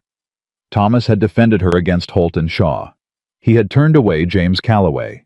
He had said he would keep her through the winter, through the birth, without asking anything in return. He had offered her his protection and his household and his time, and what she had given him in exchange was bread and organized pantry shelves and a child that wasn't his, and a reputation that was becoming a liability. The numbers didn't work. She couldn't make them work. She was sitting on the bed, folding her spare dress into the cloth bag, when she heard footsteps in the hall. Then a knock at the door, which he had never done before. "Evelyn." His voice through the door. She sat very still. "I can hear you in there," he said. "And I can hear what you're doing, or at least I can make a very good guess." She said nothing. "Open the door," he said. She set down the dress. She crossed the room and unbolted the door and opened it. Thomas was standing in the hallway with his hat in his hands, the hat he always held when he was having a conversation that mattered. She had noticed that about him. The hat came off and went into his hands, and he looked at the bag on the bed, and he looked at her, and he said, "Don't." "Thomas, don't do this," he said. "Not tonight." "I'm not leaving in anger," she said quickly. "I want to be clear about that. This isn't about what happened with Holt and Calloway. This is about the fact that I have been adding up what I've taken from you and what I've been able to give back, and the numbers don't." "You're not a ledger, Evelyn," he said. "I know I'm not a ledger," she said, "but you have a business that people are threatening, and a reputation that people are damaging, and a baby coming that isn't yours, and—" "The baby," Thomas said, and something in his voice stopped her completely, "is going to need a place to grow up. You just said so yourself. You want your child to not be ashamed of where they came from." He paused. "Where do you think you're going to find a better place than here?" She stared at him. "Tell me," he said. "You've got that bag in your hand. Tell me where you're going." She couldn't. She had thought about it extensively, and she had not been able to answer that question, which was part of what had kept her awake the night before. She had nowhere to go that wasn't worse than here. She had no family, no money, no standing. She had a baby coming in 4 months and a broken shoe that had been replaced by a pair of boots Thomas had left outside her door one morning without comment. "I don't know," she admitted. "I know you don't," he said, not unkindly. "And I know you're leaving because you think you're being a burden. And I know you've been telling yourself that story since before you arrived here, because someone taught you to believe it." He stepped into the doorway, not into the room, just into the threshold. "Evelyn, who told you that you were too much to carry?" The question landed somewhere deep and undefended. Her father's voice. James Calloway's face. The composed, terrible courtesy of James's mother. 3 of her friends in Harlan Creek who had stopped speaking to her. Her brother's silence. "A lot of people," she said. "They were wrong," Thomas said. "Every single one of them was wrong. And I need you to hear that from someone who's been watching you for 6 weeks. Someone who has seen you work harder than either of my ranch hands. Someone who found a sick calf before I did, who reorganized my entire household. Who—" He stopped. Something in his jaw was tight. "You are not a burden. You are—" He stopped again. "I'm what?" she said very quietly. He looked at her. That look, the one she'd seen through the kitchen window, the one in the yard before he caught himself, that unguarded, complicated thing his face did when he forgot to be careful. He wasn't catching himself this time. "You're the best thing that's happened to this house in 3 years," he said. "And I am asking you not to leave." The silence stretched between them. Her heart was doing that hammering thing again, too high, too fast. "Thomas," she said, and her voice had gone rough. "I need to ask you something, and I need you to answer me honestly." "All right," he said. "Are you asking me to stay because it's the right thing to do?" she said. "Because you're a decent man and you feel responsible, and this is what a decent man does in this situation." She held his gaze. "Or are you asking me to stay because you want me here?" He didn't look away. "Both," he said. "And I'm not going to apologize for either one." She looked at him for a long, measuring moment. Then she set the bag down. Not on the floor, she set it on the chair because she was not dramatic, and because setting it on the floor would have been a gesture, and she didn't trust gestures right now, only solid things, only actions that meant what they looked like they meant. "All right," she said. Something moved across his face. "All right," he said. He went back downstairs. She sat on the edge of the bed and looked at the bag on the chair and breathed slowly in and out and told herself she was not being foolish, that she had looked at the evidence and weighed it and made a decision based on what was real and not on what she wished were real, that Thomas Whitaker was not James Calloway, that she knew the difference. She hoped she knew the difference. She was almost certain she knew the difference. Outside, the late autumn wind had started coming down off the mountains, that first cold edge of what was going to be a Montana winter, and she heard the ranch settling into itself for the night, the horses, the cattle, the small sounds of a working property going quiet. She was still here. 3 weeks later, Holt came back, not with wagons, not with a delegation. He came alone early on a Tuesday morning, and he tied his horse at the gate and came to the front door and knocked, and Thomas answered it before Evelyn had finished getting the coffee on. She heard the conversation from the kitchen, heard Holt's big voice, quieter now, saying something she couldn't make out, heard Thomas's shorter responses. A pause. Then Holt again, something that sounded like an apology, though she could not be entirely sure. Then the sound of the door. Thomas came into the kitchen and sat down at the table. She poured his coffee, set it in front of him, sat down. "Well," she said. "He came to say he'd thought about it," Thomas said, "and that he'd been wrong to drive out here the way he did, and that the fall contracts stand." "He apologized," Evelyn said. "After a fashion," Thomas said. "Martin Holt doesn't apologize in so many words. He says things like, 'I may have been hasty,' and 'a man in your position deserves better from his neighbors.' But the meaning was clear." "And Shaw?" Thomas looked up at his coffee cup. "Shaw sent a letter. Contracts are fine." He paused. "He also said, and I quote, that a man who stands by his word is worth doing business with whatever else people say." Evelyn sat with that for a moment. "So it's over," she said. "The business part is over," Thomas said. He looked up at her. "There's still Calloway." She met his eyes. "What about him?" "He's been in town," Thomas said carefully. "Talking. Not just about you, about the baby. About whose it is. He's letting people draw their own conclusions." He paused. "He's trying to rebuild his story before yours can get established." She felt the cold move through her. "He's telling people the baby is yours." "He's not saying that directly," Thomas said. "He doesn't have to. He's just not correcting people who assume it." He looked at his hands. "Which means that when the baby comes, people are going to be watching. And if we're not, if the situation here isn't clear, people will fill in whatever story suits them." Evelyn understood what he was saying. She understood it exactly. "Thomas," she said slowly. "There's a solution," he said. "I know there is," she said. "I want to propose it," he said.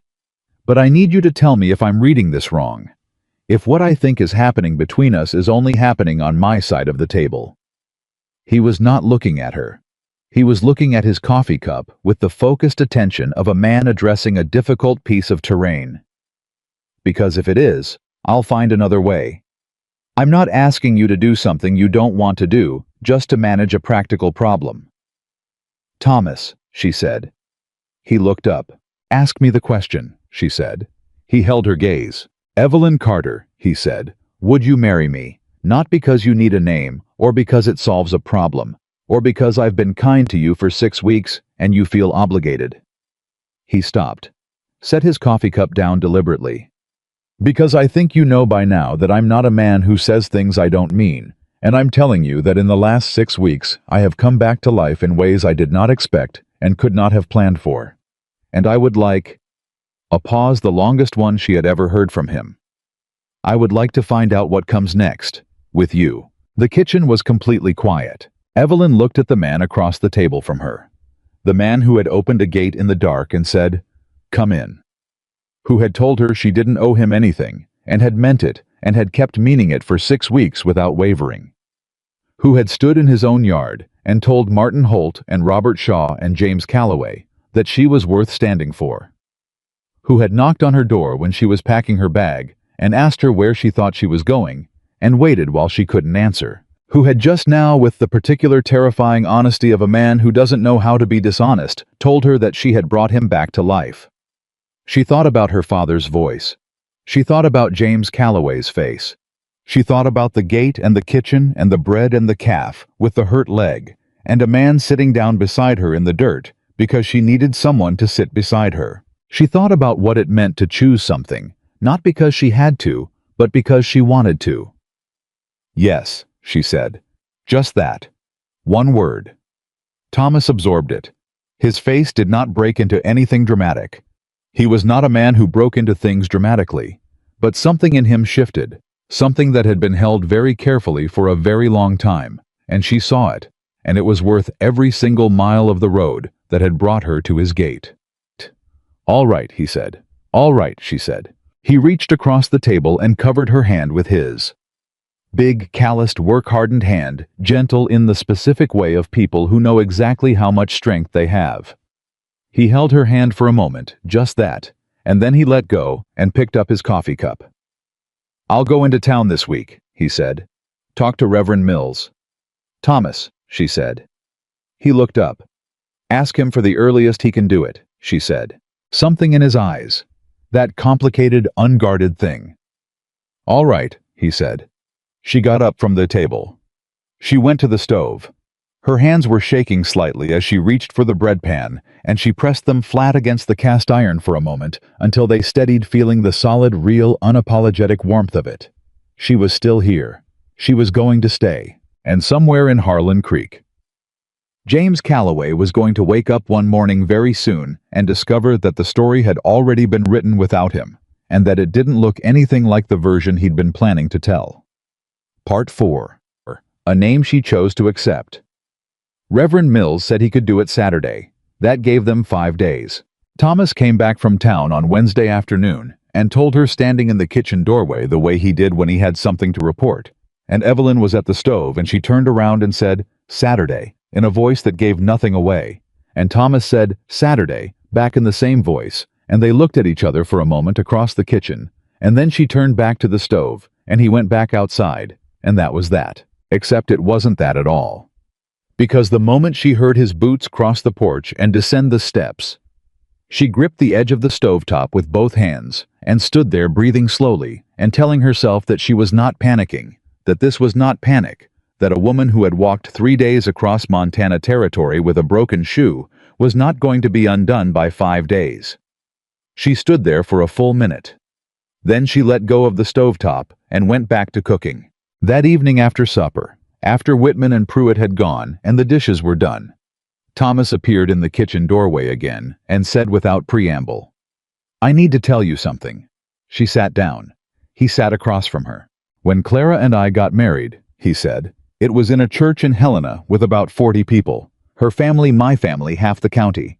It took 3 months to plan." He paused. "I want you to know that the way we're doing this, it's not because I think you don't deserve the other kind." Evelyn looked at him carefully. "Thomas." "I'm serious," he said. "If you wanted to wait, if you wanted more time, more ceremony." "I don't want more time," she said. He was quiet. "I've had 6 months of time," she said.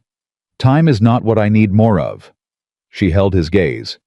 "What I need is something solid, something real, and Saturday is real." He held her gaze for a moment. Then he nodded once with a finality that settled something in the room. "There's one more thing," he said. "All right," she said. "I went to see Anderson at the land office while I was in town," he said. Anderson ran the land office and also functioned as something of an unofficial town historian, the keeper of records, and therefore the keeper of what was official and what wasn't. "I filed some paperwork." Evelyn waited. "The child," Thomas said carefully. "When it's born, if you're willing, I'd like to put my name on the record. As the father." He paused. I know what I'm asking. And I know it doesn't change what's true. But what's on a record and what's true are two different things. And what's on a record is what the child carries into the world." The kitchen went very quiet. Evelyn pressed her hand flat against her stomach. The baby had been moving for the past week, small fluttering movements that she hadn't told anyone about because she hadn't had anyone to tell, and she felt it now, that small, private, relentless presence. "You'd do that," she said. "I'm proposing to do that," he said. "If you agree." "Why?" she said. "Not the same why as before. Something different." Thomas looked at his hands. "Because a child should not spend their whole life answering for choices they didn't make," he said quietly. "And because—" He stopped, started again. "Because I intend to be there. When the baby comes and after. I intend to be there the way a father is there. And it seems wrong to do the thing without the record matching it." Evelyn looked at him for a long time. "Yes," she said. "I agree." Thomas exhaled a small, quiet release of breath, and she realized that he had been holding it through her answer without knowing he was doing it. "Good," he said. "Thomas," she said. He looked up. "Thank you," she said. I know it's not enough for what you're—" "It's plenty," he said. He got up from the table. "Get some sleep. You've still got 5 days of worrying to do before Saturday." She laughed. She didn't mean to. It came out quick and surprised and genuine, the kind of laugh you can't manufacture. Thomas paused in the doorway, and the look on his face was the closest thing to happy she had ever seen there. Then he went to bed. She sat at the kitchen table alone for a while, hand on her stomach, listening to the quiet of the ranch at night. "All right," she said softly to the baby, and to herself, and to the 5 days in front of her. "All right." Thursday brought a visitor she was not expecting. She was in the vegetable patch when she heard a woman's voice asking for her at the front gate, not demanding, not hostile, but with the particular precision of someone who has decided what they're going to say and intends to say it. Evelyn came around the side of the house and stopped. Standing at the gate was Margaret Holt, Martin Holt's wife. A tall woman in her 50s, straight-backed, gray-haired, with a face that had weathered 40 years of Montana and come out from it looking more certain rather than less. Evelyn went to the gate. "Mrs. Holt," she said, keeping her voice neutral. "Miss Carter," Margaret Holt said. She was carrying a basket covered with a cloth. "May I come in?" Evelyn's first instinct was to say no. Her second instinct was to say no. Her third instinct was to open the gate because Margaret Holt had driven out here alone without her husband on a Thursday morning, and whatever she had come to say had cost her something to come and say it. She opened the gate. They sat on the front porch. Evelyn did not offer coffee because she was not quite ready to perform hospitality for a woman whose husband had called her character into question 2 weeks ago, but she sat down and she waited. Margaret Holt set the basket on the porch between them and folded her hands in her lap. "I want to start by saying something," she said, "and I want you to let me finish before you respond." "All right," Evelyn said. "My husband was wrong," Margaret said. "What he did coming out here with those men saying what he said was wrong. I told him so that evening, and I'll tell you so now directly." She paused. "Martin is not a bad man, but he is a man who listens to what other people say more than he should, and sometimes that leads him to do things that I am embarrassed to be connected to." Evelyn said nothing. "I also want to say," Margaret continued, "that I knew Clara Whitaker. Not well, but enough. And I have watched Thomas these last 3 years, and I know what that man has been carrying." She looked at Evelyn directly. "I don't know your full story. Miss Carter, I only know what I've seen in the last few weeks. But what I've seen is a woman who has brought something back to that house that's been missing a long time." She paused. "I think Thomas Whitaker makes good decisions. He always has.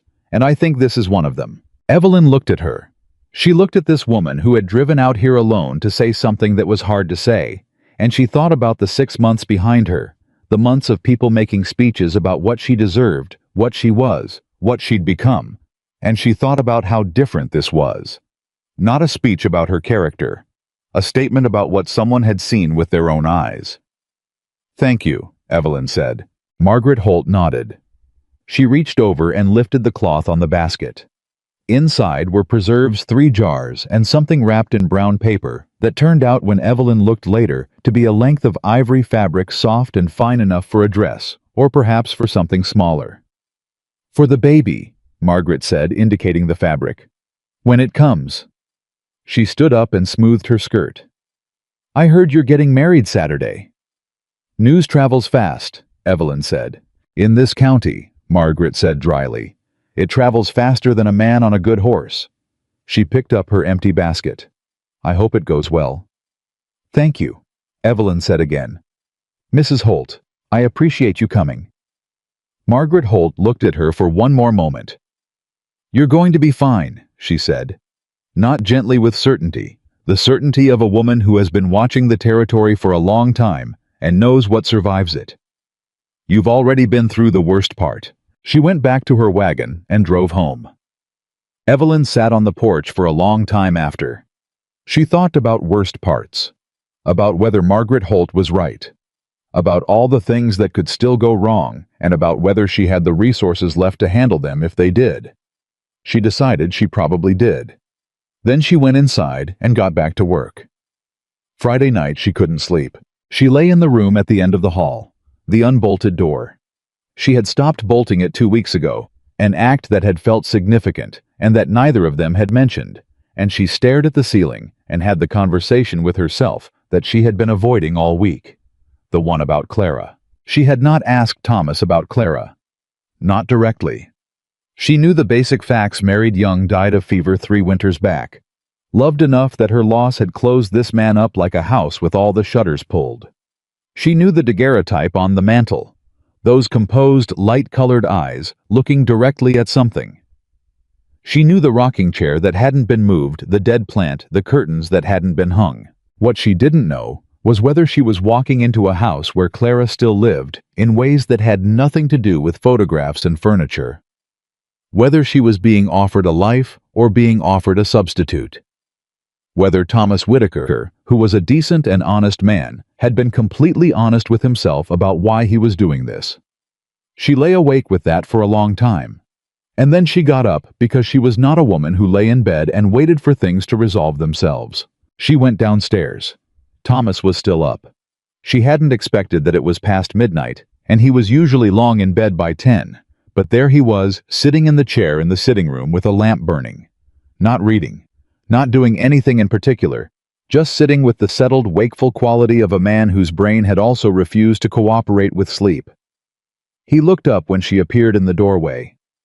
"Couldn't sleep either," he said. "No," she said. She sat down on the low bench across from his chair. The lamp between them made the room feel close and warm. "I need to ask you something," she said. "And I need you to be honest with me, even if the honest answer is complicated." "All right," he said. She looked at him. "Clara," she said. He was quiet. "I'm not asking you to stop missing her," Evelyn said quickly. "I would never ask that. And I'm not asking for I don't need you to tell me she didn't matter. But I need to know—" She stopped. "I need to know that I'm not standing in for something, that what you're offering me is that it's mine, not a version of something that belonged to someone else."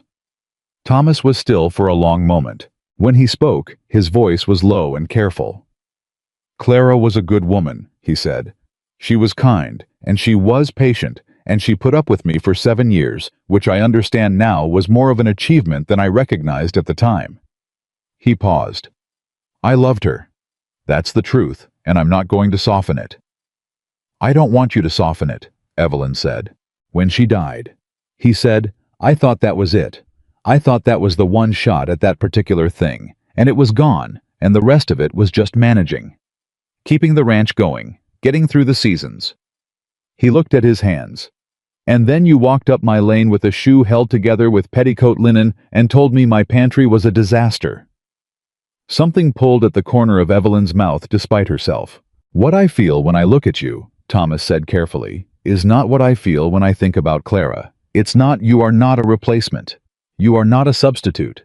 You are a completely different thing that I was not prepared for and did not see coming and have been trying to make sense of for 6 weeks. He looked up at her. Is that honest enough? Yes, she said. That's honest enough. Good, he said. They sat in the lamplit room for a moment. I have something to say to you too, he said, while we're being honest at midnight. She waited. I know you're still waiting for me to change, he said. I know part of you is still looking at me the way you look at something that seems too good to be true, waiting to find the catch. And I understand that. I know where that comes from. His eyes were steady on hers. I'm not going to change. What you've seen here is what there is. I'm not easy, and I'm not expressive, and I will say the wrong thing sometimes, and get set in my ways, and forget to mention things that matter. He paused. But I will not leave. That's not something I know how to do. Once I'm committed to a thing, I'm committed to it. Evelyn looked at him. I know, she said. Good, he said again. Thomas, she said. Go to bed. It's past midnight, and we have to get married tomorrow. He looked at her. That thing happened in his face, the unguarded, complicated thing. Yes, ma'am, he said, and the dryness in it, the quiet, nearly humor, made her breath catch. He went upstairs. She sat for a moment longer in the lamplight. Then she turned down the lamp and went upstairs too. She slept. Saturday morning came in cold and clear. Evelyn was up at 5 as always, but the morning was different. She moved through the kitchen tasks with a kind of bright, nervous energy that was unlike her usual focused calm, and she burned the first batch of biscuits, which she had not done once in 7 weeks, and said something under her breath that would have surprised Thomas if he'd heard it. He came in for coffee at 5:30, and looked at the burned biscuits on the counter, and looked at her, and very wisely said nothing. She made more biscuits. They ate in the particular companionable quiet that had become their morning language. Not empty, not uncomfortable, just the quiet of two people who didn't need to fill every space. After breakfast, Thomas went to get ready. Evelyn went upstairs. She had the ivory fabric Margaret Holt had brought. She'd spent Thursday evening and most of Friday sewing because her hands needed something to do, and the fabric was beautiful, and she was not going to get married in her work dress. She wasn't a skilled seamstress, she was better with livestock than with needlework. But she was competent, and what she'd made was simple and clean and fit her well, despite the changed shape of her body, and she looked at herself in the small mirror and decided it was enough. She pinned her hair up carefully. She had no jewelry except the small pearl earrings her mother had given her at 16, which she had taken when she left home because they were hers, and because she had been in no condition at that moment to think about what was right and wrong to take. She put them on. She looked at herself. She thought, this is what it looks like when something changes. Then she picked up her cloth bag out of habit, she realized, and stopped and set it back down on the chair. She didn't need the bag today. Whitman and Pruitt were in the yard when she came downstairs. They had cleaned up for the occasion with the particular effort of working men. Cleaning up for something that matters, both of them in their better shirts, hair-combed hats held in their hands. Whitman looked at her and said, "You look real fine, Miss Carter," with the blunt sincerity of a man who doesn't give compliments as social currency, and it hit her somewhere unexpected. "Thank you, Whitman," she said. Thomas was standing by the wagon. He had on a dark jacket she hadn't seen before, his good one kept for occasions, and his hat, and he was holding something. She came closer and saw that it was a small bunch of late autumn wildflowers, the kind that grew along the creek in the dwindling end of the season. Nothing grand, just a handful of color. He held them out to her. She took them without a word, because there were no words immediately available. He helped her up into the wagon. His hand was steady. She did not let go of it a second longer than necessary, and also, she did not let go of it a second sooner than necessary. They drove to town. Reverend Mills was a small, brisk man who had been performing ceremonies in this county for 20 years and had arrived at a kind of warm efficiency about the business of marrying people. He did not ask questions about circumstances. He prepared his small church, which held 10 people comfortably, and had Whitman and Pruitt and Margaret Holt, who had come, which Evelyn had not expected, and which moved her more than she could have accounted for along one side. And he opened his book, and he looked at them both. "Ready," he said. Thomas looked at Evelyn. Evelyn looked at Thomas. "Yes," they said. "Not quite together. Close enough." The ceremony was short and plain and real. Evelyn had been to 2 weddings in her life, both elaborate, and she had not understood until this moment that the length and the elaborateness had nothing to do with the weight of the thing. The weight of the thing was in the words and in the person standing across from you and in whether you meant it. She meant it. When Reverend Mills asked Thomas if he took this woman, Thomas said, "I do," with the same quiet certainty he brought to everything that mattered to him. And Evelyn felt it somewhere in her chest, like a hand pressed flat against a bruise, not painful, but present, deeply present. When he asked Evelyn, she said, "I do," and her voice was steady. Thomas put a ring on her finger. She hadn't known about the ring. It was simple gold, and it fit. He had apparently at some point, with the practical foresight that characterized him, figured out what size to get. She looked at it on her hand for a moment, and then looked up at him. "You may kiss your bride," Reverend Mills said. Thomas looked at her, asking the way he asked everything, not with words, but with that careful, waiting attention. She stepped toward him. He kissed her. Briefly, gently, with the same deliberateness he brought to everything. Nothing performed, nothing theatrical, just real. Margaret Holt made a small sound that she would probably deny if asked about it later. Whitman said, "Well done," under his breath to no one in particular. Pruitt looked at the floor smiling. Outside, the Montana morning was doing what Montana mornings did in late autumn. Cold, clear the sky, that particular blue that only existed at this altitude in this season. They stood on the steps of the church, Evelyn with her wildflowers, and Thomas with her hand in the crook of his arm, and she looked out at the street of this small frontier town that had not been particularly kind to her, and she thought about all the roads that had led to this step on this morning, and she thought that she would not have traded a single mile of them if changing 1 mile meant not being here. Thomas looked at her. "All right," he said. "Yes," she said. "You." "Yes," he said. They drove home. The trouble came 3 days later. She had known something was coming. She had felt it the way you feel, weather before it arrives, a particular quality in the air. News had a way of traveling in this county that made her think the birds were involved. By Sunday, every family within 20 miles knew Thomas Whitaker had married the Carter woman on Saturday. By Monday, the reactions had sorted themselves into camps, and the camps had begun dispatching representatives. The first representative arrived Monday afternoon, Dorothea Sims, wife of the grain merchant. A woman with opinions she had never once kept to herself in 40 years of having them. She came to the front door, and Evelyn answered it, and Dorothea Sims looked at her with an expression that mixed disapproval, curiosity, and something that might have been reluctant reassessment in proportions that shifted as the conversation went on. "Mrs. Whitaker," she said, and the name landed strange and solid a fact in the world. "Mrs. Sims," Evelyn said. "I came to welcome you," Dorothea said in a tone that made welcome sound like an act of considerable personal fortitude. "Thank you," Evelyn said. "Would you like to come in?" Dorothea Sims looked past her into the kitchen, where the bread was rising, and the afternoon light was doing what the curtains Evelyn had made now shaped it to do, and something in her face shifted almost imperceptibly. "Just for a moment," she said. She came in. She stayed for 40 minutes. She drank coffee and ate a piece of bread still warm from the pan, and talked with the particular comprehensive speed of a woman who has been gathering information all morning and is prepared to deploy it. And Evelyn sat across from her and listened and answered what she chose to answer and redirected what she chose to redirect. And by the end of it, Dorothea Sims had said with the air of someone delivering a verdict, "You seem capable enough." "I appreciate that," Evelyn said without expression. "Thomas Whitaker is a good man," Dorothea said, as though this were information Evelyn might not have. He is, Evelyn said.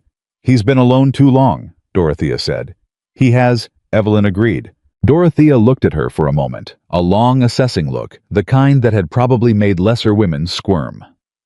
Evelyn looked back steadily. She had been looked at by experts in the last 6 months.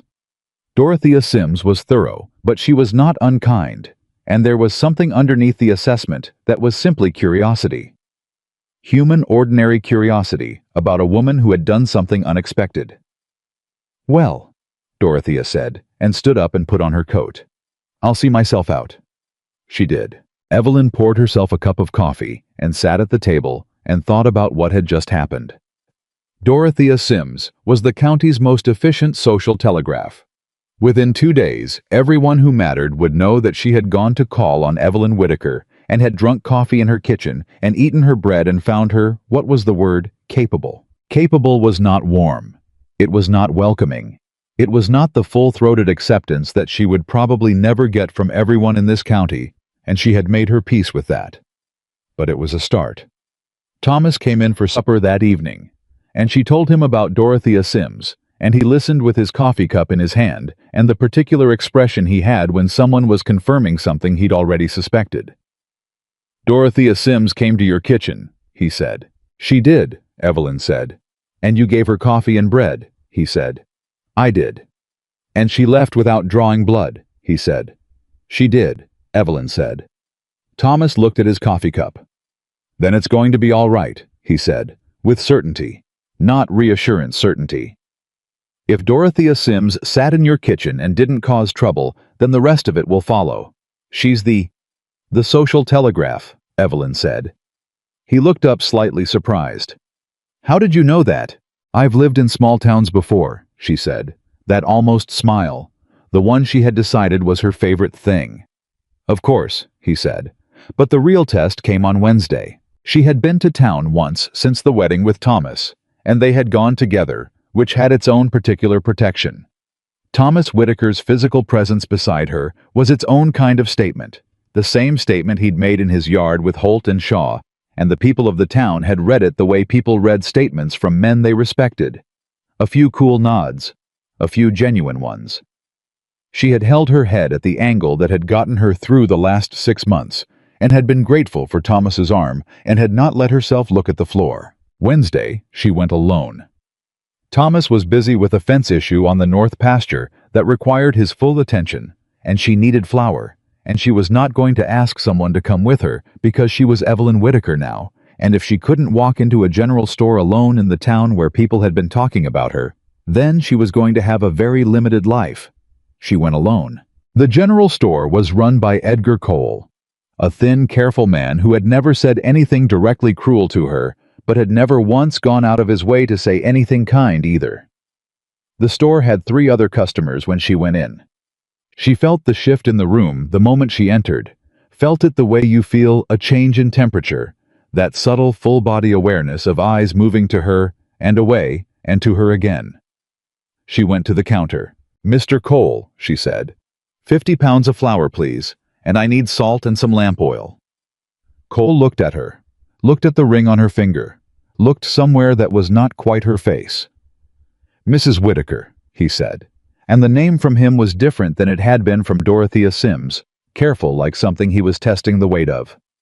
"That's right," she said. He got her flour. She was aware of the other women in the store, in the particular way she had become aware of spaces in the last 6 months, the density of attention where it was coming from, what kind it was. One of them, a younger woman she didn't know, moved away slightly, repositioning herself in relation to a bolt of fabric she had apparently been examining. The second, older, kept her eyes studiously on the shelf of dry goods in front of her. The third one walked over. She was perhaps 60, with white hair and a straight back, and the particular quality that some women in this territory developed, the quality of having survived everything and having stopped being afraid of any of it. "You're Thomas Whittaker's new wife," she said. Not a question. "I am," Evelyn said. "I'm Harriet Dunn," the woman said. "My husband and Thomas have run cattle together for 10 years. She looked at Evelyn with direct, clear eyes. "I heard about what happened with the Calloway boy, and with Holt coming out to the ranch. She paused. I want you to know that not everyone in this town was in agreement with that. Evelyn looked at her. I appreciate that, Mrs. Dunn.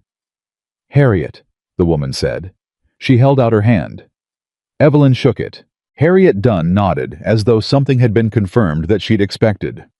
You'll be at the Harvest Social next month, she said. Evelyn blinked. I'm not sure. You should come, Harriet said. Thomas hasn't been in years. I expect now he's got a reason to. She said it matter-of-factly without any softening, and that matter-of-factness was its own form of grace, treating Evelyn's presence in the community as a given rather than a concession. I'll speak to Thomas about it, Evelyn said. You do that, Harriet Dunn said, and went back to what she'd been doing. Evelyn paid Edgar Cole for her flour and her salt and her lamp oil, and she loaded the supplies into the wagon by herself. Because she was capable, Dorothea Sims had established that, and she drove home. She told Thomas about Harriet Dunn at supper. He went very still. Harriet Dunn, he said. Yes, Evelyn said. She shook my hand. She said we should come to the Harvest Social. Thomas set his fork down.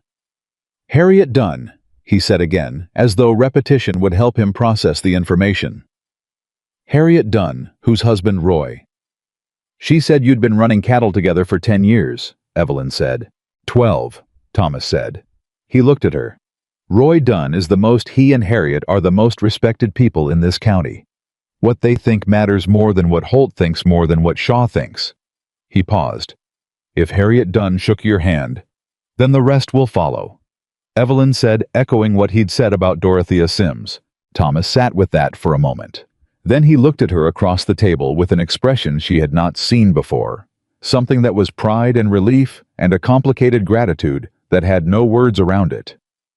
Yes, he said. The rest will follow. She was 7 months along when James Calloway made his last move. She had gotten large enough by then that the work she did had modified itself around that fact. She had handed off the vegetable patch to Whitman, who turned out to have unexpectedly strong opinions about tomatoes, and she had slowed down in the mornings. But she still ran the household, still helped Thomas with correspondence and numbers, still sat on the porch in the evenings, and had the conversations that had become the architecture of their life together. She had started to understand him by then, the rhythms of him, when the silences were comfortable, and when they were covering something. When the flat economical voice meant he was fine, and when it meant he was worried, but had decided not to say so. She had also, somewhere in the 5th week of their marriage, realized that she loved him. Not the dramatic, overwhelming way she had believed herself to feel about James Calloway, which she understood now had been something more like relief. Relief that someone had chosen her, relief that she might be allowed a future. This was quieter, more like weather than like an event. It had arrived so gradually that she couldn't name the moment, could only name the fact that it was there. She had not told him. She was working up to it in the way you work up to things that matter enormously when you've been wrong about things that mattered enormously before. James Calloway's last move arrived on a Tuesday morning in the form of a letter. Thomas brought it in from the mail with his face carefully arranged into its neutral expression, which she knew now was the face he wore when something had made him angry and he was managing it. He put the letter on the table in front of her. She looked at it, looked at him, opened it. It was addressed to her. The handwriting was James's, she would have known it anywhere. The content was 3 paragraphs that said with increasing clarity that James Calloway intended to file a legal challenge to the record of paternity that Thomas had submitted to Anderson at the land office. That he had spoken to a lawyer in Helena. That he was prepared to state publicly and legally that the child was his, and that the current arrangement was fraudulent. Evelyn read it twice. She set it down. Her hands were not shaking. She was slightly surprised by that. She had thought that something like this would cause her hands to shake, but they were perfectly steady on the table, and what she felt was not fear. It was something colder and more specific than fear. It was anger. Thomas, she said. I've already sent word to Henderson in Helena, Thomas said. Henderson was his lawyer. He'll file a response by Friday. She looked at him. You've already. I saw the return address before I gave it to you. he said with no apology in his voice, only the flat certainty of a man who has already moved 2 steps ahead on a problem. I knew what it was going to say. And you still let me read it. Read it, she said. It was addressed to you, he said. I'm not in the habit of making decisions about what you should and shouldn't know. She looked at him for a long moment. What does Henderson say? She said. He says Calloway has a weak case, Thomas said. He didn't marry you. He publicly denied the child. The record at Anderson's office shows our marriage, which happened before the birth, which establishes me as the legal father under territorial law. He paused. Henderson says he could try to drag it out and make it expensive and unpleasant, but he'd lose in the end. Why is he doing this? Evelyn said. Thomas pulled out their chair across from her and sat down. Because we're happy, he said simply. She blinked. Men like Calloway, Thomas said, don't have a lot of tolerance for the idea that things worked out for someone they wronged. It offends them, like it's evidence of something wrong with the universe. He paused. He's not doing this because he wants the child. He's doing this because this... He gestured between them at the kitchen at the house, at the whole of the life they had built. This worked, and that bothers him enormously. Evelyn looked at the letter on the table. She picked it up. She got up from the table, crossed to the stove, opened the door on the firebox, and put the letter in. She watched it catch. Tell Henderson to file whatever he needs to file, she said. Already done, Thomas said. She turned around. I was looking at her with that expression, the proud, complicated, entirely undisguised thing.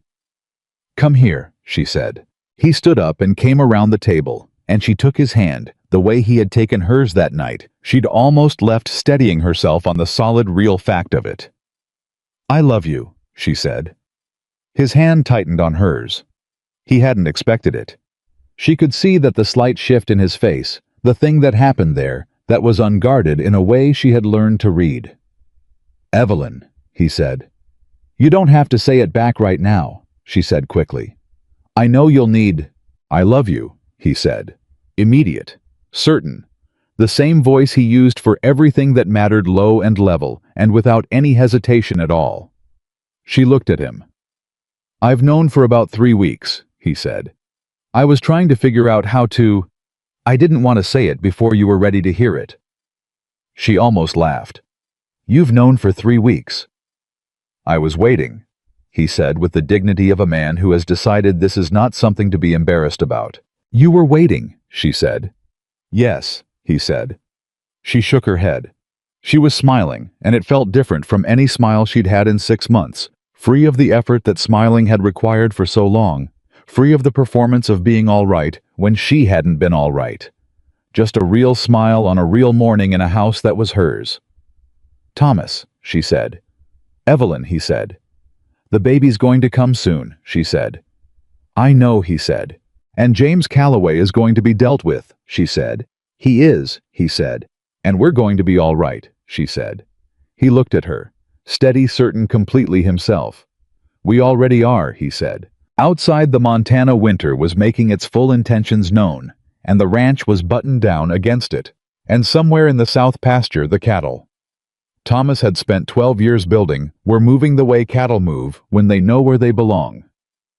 Inside, in the kitchen of a house that had been quiet too long, a woman who had walked 3 days to get here stood with her hand in her husband's hand and understood fully, completely, without reservation, that she was exactly where she was supposed to be. The baby came in February. Part 5. The home they built together. The baby came in February on a Thursday, in the middle of a storm that had been building since Tuesday, and arrived in full force at 2 in the morning with the particular fury of a Montana winter that has decided to make a point. Thomas had ridden for the midwife, Mrs. Garrett, at midnight when Evelyn told him it was time, and he had come back with her 40 minutes later through wind that was trying to take the roof off the house, and he had stood in the hallway outside the bedroom door for 4 hours, doing the thing that men do in those hours, which is to say nothing useful, and knowing it, and being unable to do anything about it. Mrs. Garrett came out twice. First to ask for more hot water, which Thomas provided at a speed that suggested he had been waiting for something concrete to do. Second, at 4:17 in the morning, to tell him he had a daughter.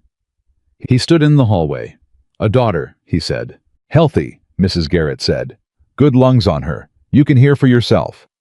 And indeed, through the closed door, there was sound. A small, furious, absolutely certain sound. The sound of someone who has just arrived and has opinions about it already. Thomas put his hand flat against the bedroom door.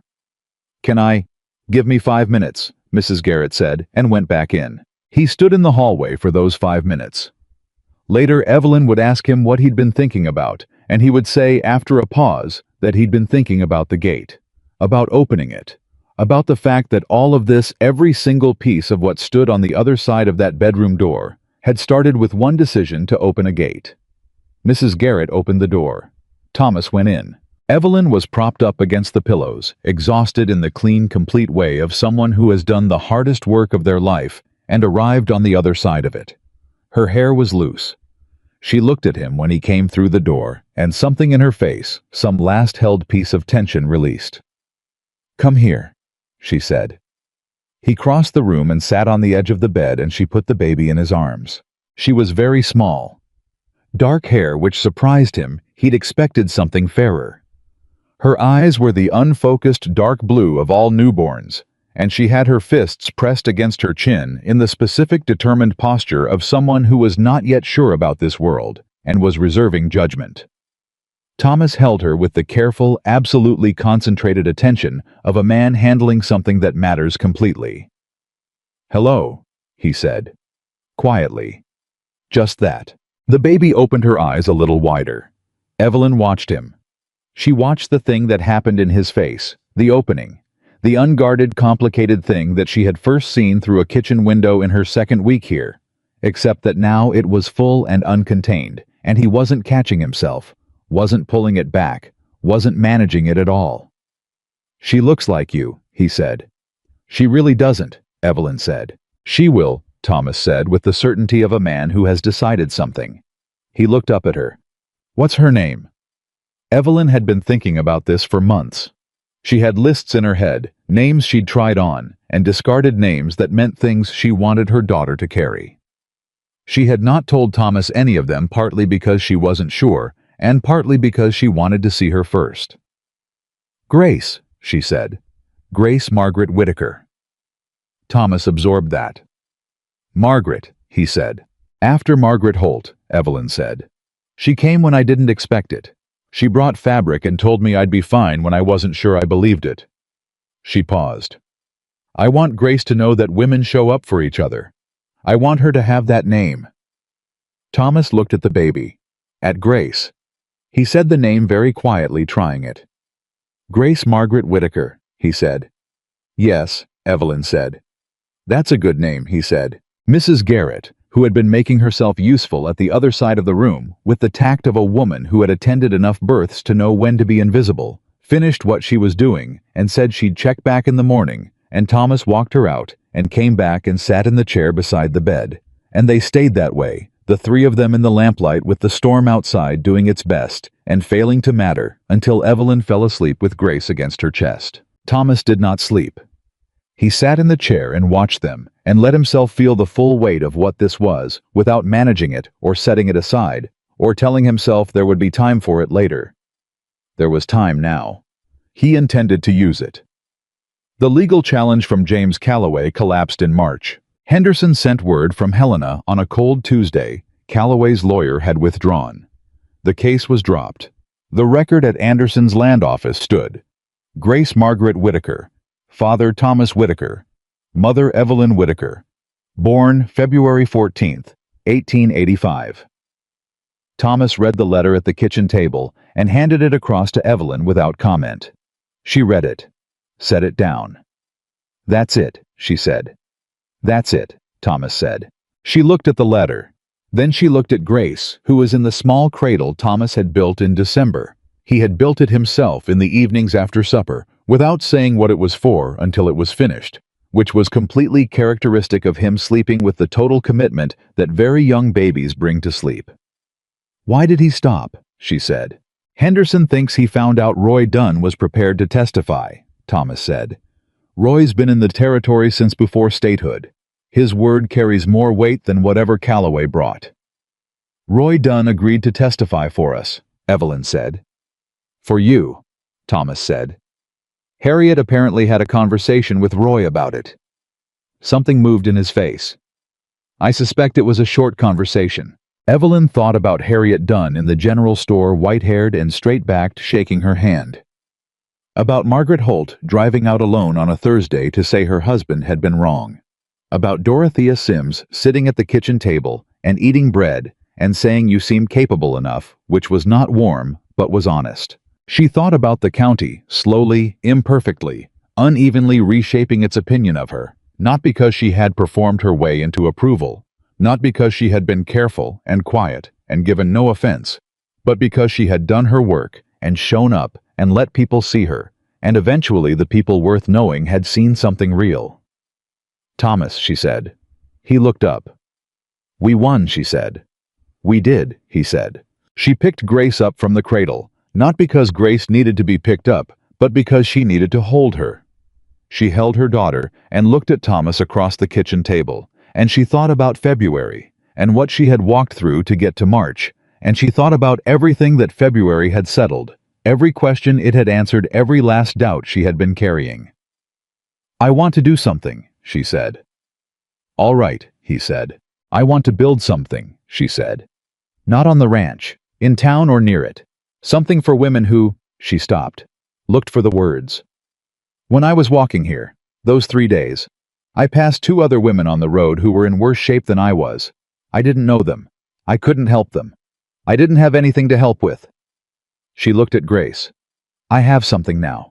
I want to use it. Thomas was quiet for a moment. What kind of something? He said. A place, she said. Somewhere safe. Somewhere a woman can go when every other door is closed. Not charity work. I want women to be able to work for what they get, the way I got to work for what I have. She paused. I know it costs money. I know it's complicated. I know. Evelyn, he said. She stopped. Tell me what you need, he said, and we'll figure out the rest.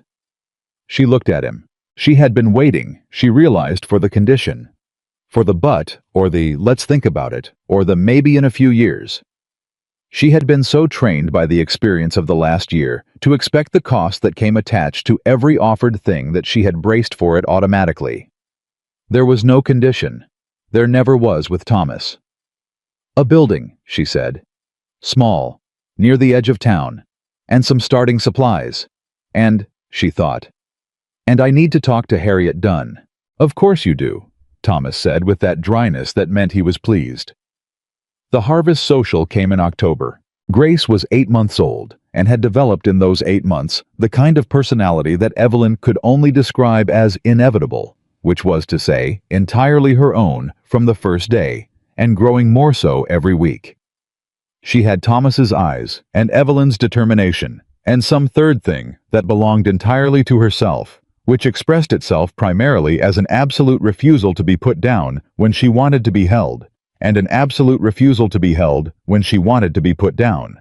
Thomas, who trusted horses more than people, turned out to trust Grace completely from approximately the second hour of her life, and the feeling was mutual. She watched him the way she watched interesting things with focused, serious attention, and she had laughed for the first time at something he did, a particular face he made that he claimed he was not making specifically to make her laugh. A claim that convinced nobody. They went to the harvest social, all 3 of them. Thomas in his good jacket. Evelyn in the dress she'd made from fabric Margaret Holt had brought let out at the seams in November and taken in again in April, and now fitting exactly right.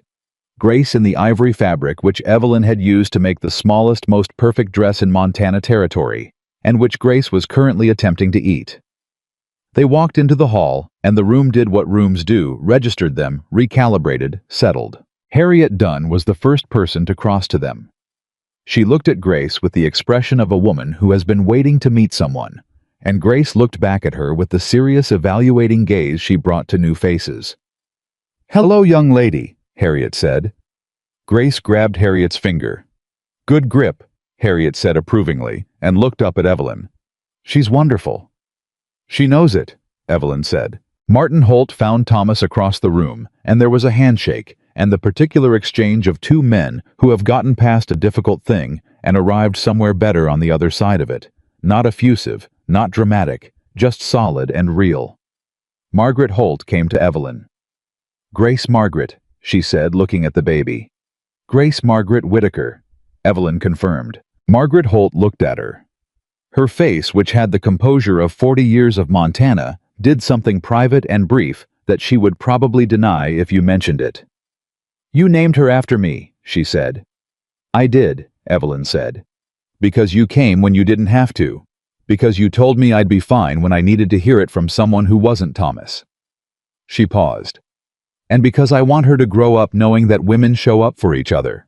Margaret Holt pressed her lips together for a moment. "Well," she said. "Yes," Evelyn said. Margaret reached out and touched Grace's cheek very gently with one finger, and Grace turned toward it with the reflex of the very young, and something in that small exchange closed a circle that Evelyn hadn't known was still open. Thomas appeared at her shoulder. "Roy Dunn wants to talk cattle," he said with the slight apologetic quality of a man who knows his timing is not ideal. "Go," Evelyn said. "You're sure, Thomas?" she said. "I'm in a room full of people who know my name and my daughter's name. I'm fine." He looked at her for a moment. Then he went. She stood with Grace on her hip and watched him cross the room, and she thought about the Thomas she had met at the gate, the closed, weathered, economical man who had opened it anyway, and the Thomas who was now shaking Roy Dunn's hand and already in conversation, and she thought about how a person could be both of those things, and how the distance between them was not as far as it looked from the outside. It was just time, and the right person to spend it with. Evelyn Whitaker danced that night for the first time in over a year. Thomas, who had claimed he did not dance, danced with her once at the insistence of Harriet Dunn, who had taken Grace with the authority of a woman who does not ask permission, and he was not good at it. He was self-conscious and slightly stiff, and counted the rhythm under his breath in a way he thought she couldn't hear, and it was the best dance of her life. "You're counting," she said. "I'm not counting," he said. "Thomas." "I am counting," he admitted. She laughed, the full, real, free kind. He looked at her face while she was laughing and stopped counting. They finished the dance without the count. 3 years later, Evelyn opened the shelter. She had spent those 3 years doing it right. She and Harriet Dunn had formed the kind of partnership that happened when two women with different resources and the same instinct found each other. Harriet had connections and standing. Evelyn had the personal knowledge of exactly what was needed and why, and together they had built something that neither could have built alone. A small building on the edge of Caldwell, 2 rooms, and a workroom and a kitchen garden, staffed by 2 women from the county who had been in their own difficult situations and understood the work from the inside out. It was not grand. It was not advertised. The women who needed it found it the way Evelyn had found Thomas's ranch, through desperation and rumor and the particular navigation of someone who has run out of every other option. They came with cloth bags and broken shoes and secrets, and the worn-down expression of someone who has been told too many times what they were worth. And they were taken in. Given work. Given time. Given the specific, uncomplicated respect of being treated as someone who was going to be all right, because sometimes that was the thing that made it true. Thomas funded it without being asked to. He had reviewed the numbers Evelyn brought him in the second year, and added to them without commentary. And when she looked at him across the table, he said only, "It's a good use of money," and went back to his supper. Grace grew up knowing about the shelter, the way she grew up knowing about the cattle and the vegetable patch and the bread that was always rising on the kitchen counter as a fact of the world her mother had made. She asked when she was 5, why the ladies at the shelter sometimes cried when they first arrived. "Because they've been somewhere hard," Evelyn said, "and they're not sure yet that the hard part is over." "Is it over?" Grace said. "Yes," Evelyn said. "That's what we're for, to tell them it is." Grace thought about this seriously, the way she thought about everything. "How do they know you're telling the truth?" she said. Evelyn looked at her daughter Thomas's eyes, her own determination, that third thing entirely her own. "Because we show them," she said. "We don't just say it, we show them." Grace nodded, satisfied. The twist that arrived in the 5th year was not the kind Evelyn had learned to brace for, not hostile, not threatening, not the kind that came from outside and tried to take things apart. It came quietly on a Sunday morning, in the form of a letter with a Kansas postmark, her mother's handwriting. She stood at the kitchen counter with the letter in her hands for a long moment before she opened it. Thomas was outside with Grace, who had recently decided that she wanted to learn to ride, and was pursuing this goal with the total commitment she brought to everything, and the kitchen was quiet around Evelyn and the letter. She opened it. Her mother wrote for 2 pages. The handwriting was shakier than Evelyn remembered, but the voice was her mother's careful circling around the center of what it wanted to say, the way a nervous horse circles a gate. The center, when she finally arrived at it, was, "I was wrong to let your father do what he did. I was wrong to stay quiet. I have been wrong for 5 years, and I would like if you are willing to write to you." Not an apology that fixed anything. Not the restoration of something that could be restored. Just a woman in Kansas who had been wrong and knew it and was saying so, which was not nothing. Evelyn read the letter twice. Then she sat down at the kitchen table with a piece of paper and wrote back. She wrote, "I'm willing." And then she wrote about Grace. Her eyes, the way she counted things, the fact that she had her grandmother's stubbornness, which Evelyn had observed without saying. She wrote 2 pages and sealed the letter and put it on the table for Thomas to take to town. When he came in for lunch, he saw the letter and looked at her. "Kansas," he said. "My mother," she said. He said nothing. He sat down and looked at her face, reading it the way he read everything carefully, completely, without rushing to conclusions. "Are you all right?" he said. "Yes," she said. And then, because it was true, and because he deserved the full truth, "I didn't know I was still waiting for that until it came." He covered her hand with his, said nothing. Let the silence do the work that silence was good at. That was the thing about Thomas Whitaker that Evelyn had understood within the first month and continued to understand more deeply. Every year he knew when to talk and when not to. He knew that some things didn't need commentary, that sometimes the right thing was simply to be there fully and without reservation, and let the person beside you know that whatever they were carrying, they weren't carrying it alone. She turned her hand over under his and held it. "I'm going to invite her to visit," she said. "Next summer, if she's willing." "All right," he said. "She'll want to meet you," she said. "Fair warning." "I'm not worried," he said. "You should be," she said. "She'll have opinions." "I've managed Dorothea Sims for 5 years," he said. "I can manage your mother." She laughed. The real kind. "Thomas," she said. "Evelyn," he said. "You're going to be insufferable when you're old," she said. "I'm already insufferable," he said with perfect dignity. "You married me anyway." "I did," she said. 10 years after the gate. 10 years after the broken shoe and the 3-day walk and the whispered words she had never wanted to say. 10 years after Thomas Whitaker had looked at a woman standing at his fence in the August dust and made a decision that changed both their lives. Black Creek Ranch was not the same place it had been. It was larger. They had added 200 acres in the 3rd year when a neighbor sold, and Thomas moved quickly the way he moved on things he'd already decided. It was louder. Grace had 2 brothers now. Thomas Jr., who was 7 and solemn like his father, and William, who was 4, and had decided that solemn was for other people. The kitchen was never quiet anymore, and Thomas sometimes stood in the doorway of it with the expression of a man who could not entirely account for how his life had arrived at this specific point, and had decided to be grateful rather than confused. Evelyn was 36 years old, which was the age Thomas had been when she walked up his lane, and she understood now what he had been carrying. Then, not just the grief of Clara, but the specific exhaustion of a person who has stopped expecting anything new to walk through the door. She had walked through his door. The shelter had helped 43 women in 5 years. Some of them had moved on to other lives in other places.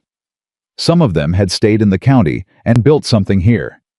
2 of them worked for Thomas on the ranch now, which had been Evelyn's quiet suggestion and Thomas's immediate agreement. One of them, a woman named Pearl, who had arrived with nothing and left with a trade and a small amount of money and the address of a cousin in Oregon, had written back twice, once to say she'd arrived safely, once to say she was doing well. Evelyn kept both letters. On the evening that marked 10 years from the night she had arrived, she found herself on the front porch in the late summer dark. The same porch where she had first sat on the step below Thomas's chair and heard him say he wasn't going to be ordered around by gossip. The rocking chair that had been stationary when she arrived had been joined by a second one now, and she sat in hers, and he sat in his, and the Montana night spread itself out above them with the same completeness it always had, that total democratic sky. Thomas was quiet. Not the closed quiet of the man she'd met. The full quiet of someone who had nothing to hide and nothing to prove and was exactly where he wanted to be. "Do you know what today is?" she said. He turned his head to look at her. 10 years, he said. She smiled. She hadn't told him. He had known. 10 years, she said. "You walked up that lane," he said. "I did," she said. "With a shoe held together with petticoat linen," he said. "Don't," she said. "And told me my pantry was a disaster," he said. "It was a disaster," she said. He turned back to the sky. "Yes," he said. "It was." They sat for a moment. "Thomas," she said, "what would you have done if I'd left that night I was packing the bag? If you'd come upstairs and I'd already gone?" He was quiet for a beat. "I'd have gone after you," he said. She looked at him. "You would have. I'd have put you back in the wagon," he said, "and driven you back here and told you that you were making a very poor decision. That's not Thomas, you can't just—" "And then," he said calmly, "I would have let you make it if that's what you decided. Because I told you no one owns you here. I meant it." He paused. "But I'd have made sure you knew you were leaving something real." She looked at him for a long moment. "You didn't do any of that," she said. "I knocked on the door," he said. "You answered it." He glanced at her sideways. "You made the right choice." She shook her head. "Insufferable," she said. "Correct," he said. Inside the house. Grace called something from upstairs. One of the boys had probably done something that required adult intervention, which was the primary function of upstairs at 9 o'clock in the evening. Thomas pushed himself up from his rocking chair with the slight deliberateness of a man who had worked hard for 46 years and knew it, and he paused with his hand on the back of her chair. 10 years, he said. 10 years, she said. He went inside. Evelyn sat on the porch alone for a moment more. She listened to the sounds of the ranch, the cattle, the horses, her children arguing with the comfortable passion of people who know they are entirely safe. She listened to Thomas's voice, upstairs low and certain, and the immediate quieting that followed it, because Thomas Whitaker's voice had that effect on things that needed settling. She thought about a gate in August. About a woman who had walked 3 days and run out of road and arrived at the only door left and asked for 1 night and gotten 10 years. She thought about what it meant to be saved. And she thought about the 43 women who had come through the shelter door. And she thought about Grace, who would grow up knowing that women showed up for each other. And she thought about Thomas upstairs telling their children something in that low, certain voice. And she thought about her mother's letter on the table. And she thought about all the things that had been made from the rubble of that one terrible year. She pressed her hand flat against her chest, where her heart was doing something steady and sure, and completely unlike the hammering it had done for so many months. Not frantic, not desperate, just present, alive. She looked up at the Montana sky one more time. Then she went inside to the noise and the warmth and the life she had built from nothing, to the man who had opened a gate, and the children who had never known a world where she didn't belong there. And she understood in the clear, complete, unargumentable way that only true things land, that she had not merely survived what had tried to break her. She had become out of every broken piece of it, exactly who she was always meant to be.